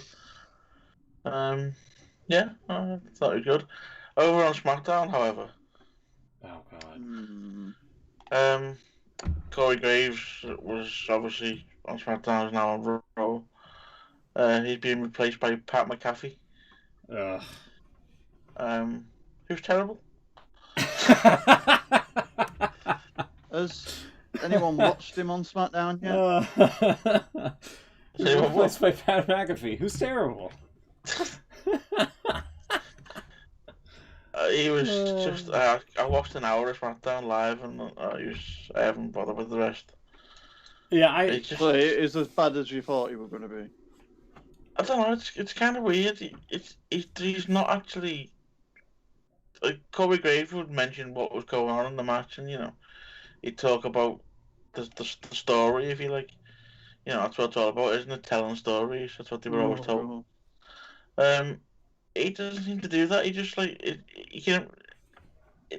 people will probably like it. I don't, but people will probably like it because it's like as if you're sitting there with someone, and he's just watching the show with you, and he's making comments about the show. he seems like the type that would be like I enjoy Matt Stryker because he calls it like a fan. I think Yeah. McAfee calls it actually like a fan, but is actually like all the criticism that Stryker gets, I could see being applied to McAfee as well. You know, There's a thing about being good to watch it with someone who's a fan, but an educated fan. yeah, Yeah. Someone I who's mean, professional enough to know how to sound like a fan without actually sounding like a fan. yeah. yeah. You don't want just like a fan there. Oh, well, That's I don't, what it Professional sounded like last commentator. night. I don't know about that. I could give it a shot.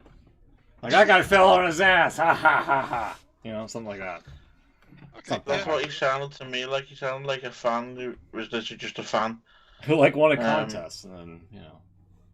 Yeah, it was a little bit like that. And maybe you know, given time, he might get a bit better at it, but I don't know. It's very different to what we're used to. He's, you know, WWE have always had this style, haven't they, of announcer. Yeah. And he's not. He doesn't fit any. I can't think of anyone else he would be like. He is very different. It may turn out to be a good thing, but terrible is probably a bit strong. But I just didn't. I just didn't like his first night. Maybe he'll get better. We'll see. We shall see. Anything else? No, that's it for me. All right. Well, we'll be back next week, hopefully, with a new season of the IWC radio show and the new prediction game where we all start out fresh at 0. And we'll see what happens. So stay safe, stay warm, and we'll see you next time. Take care. Have a great one.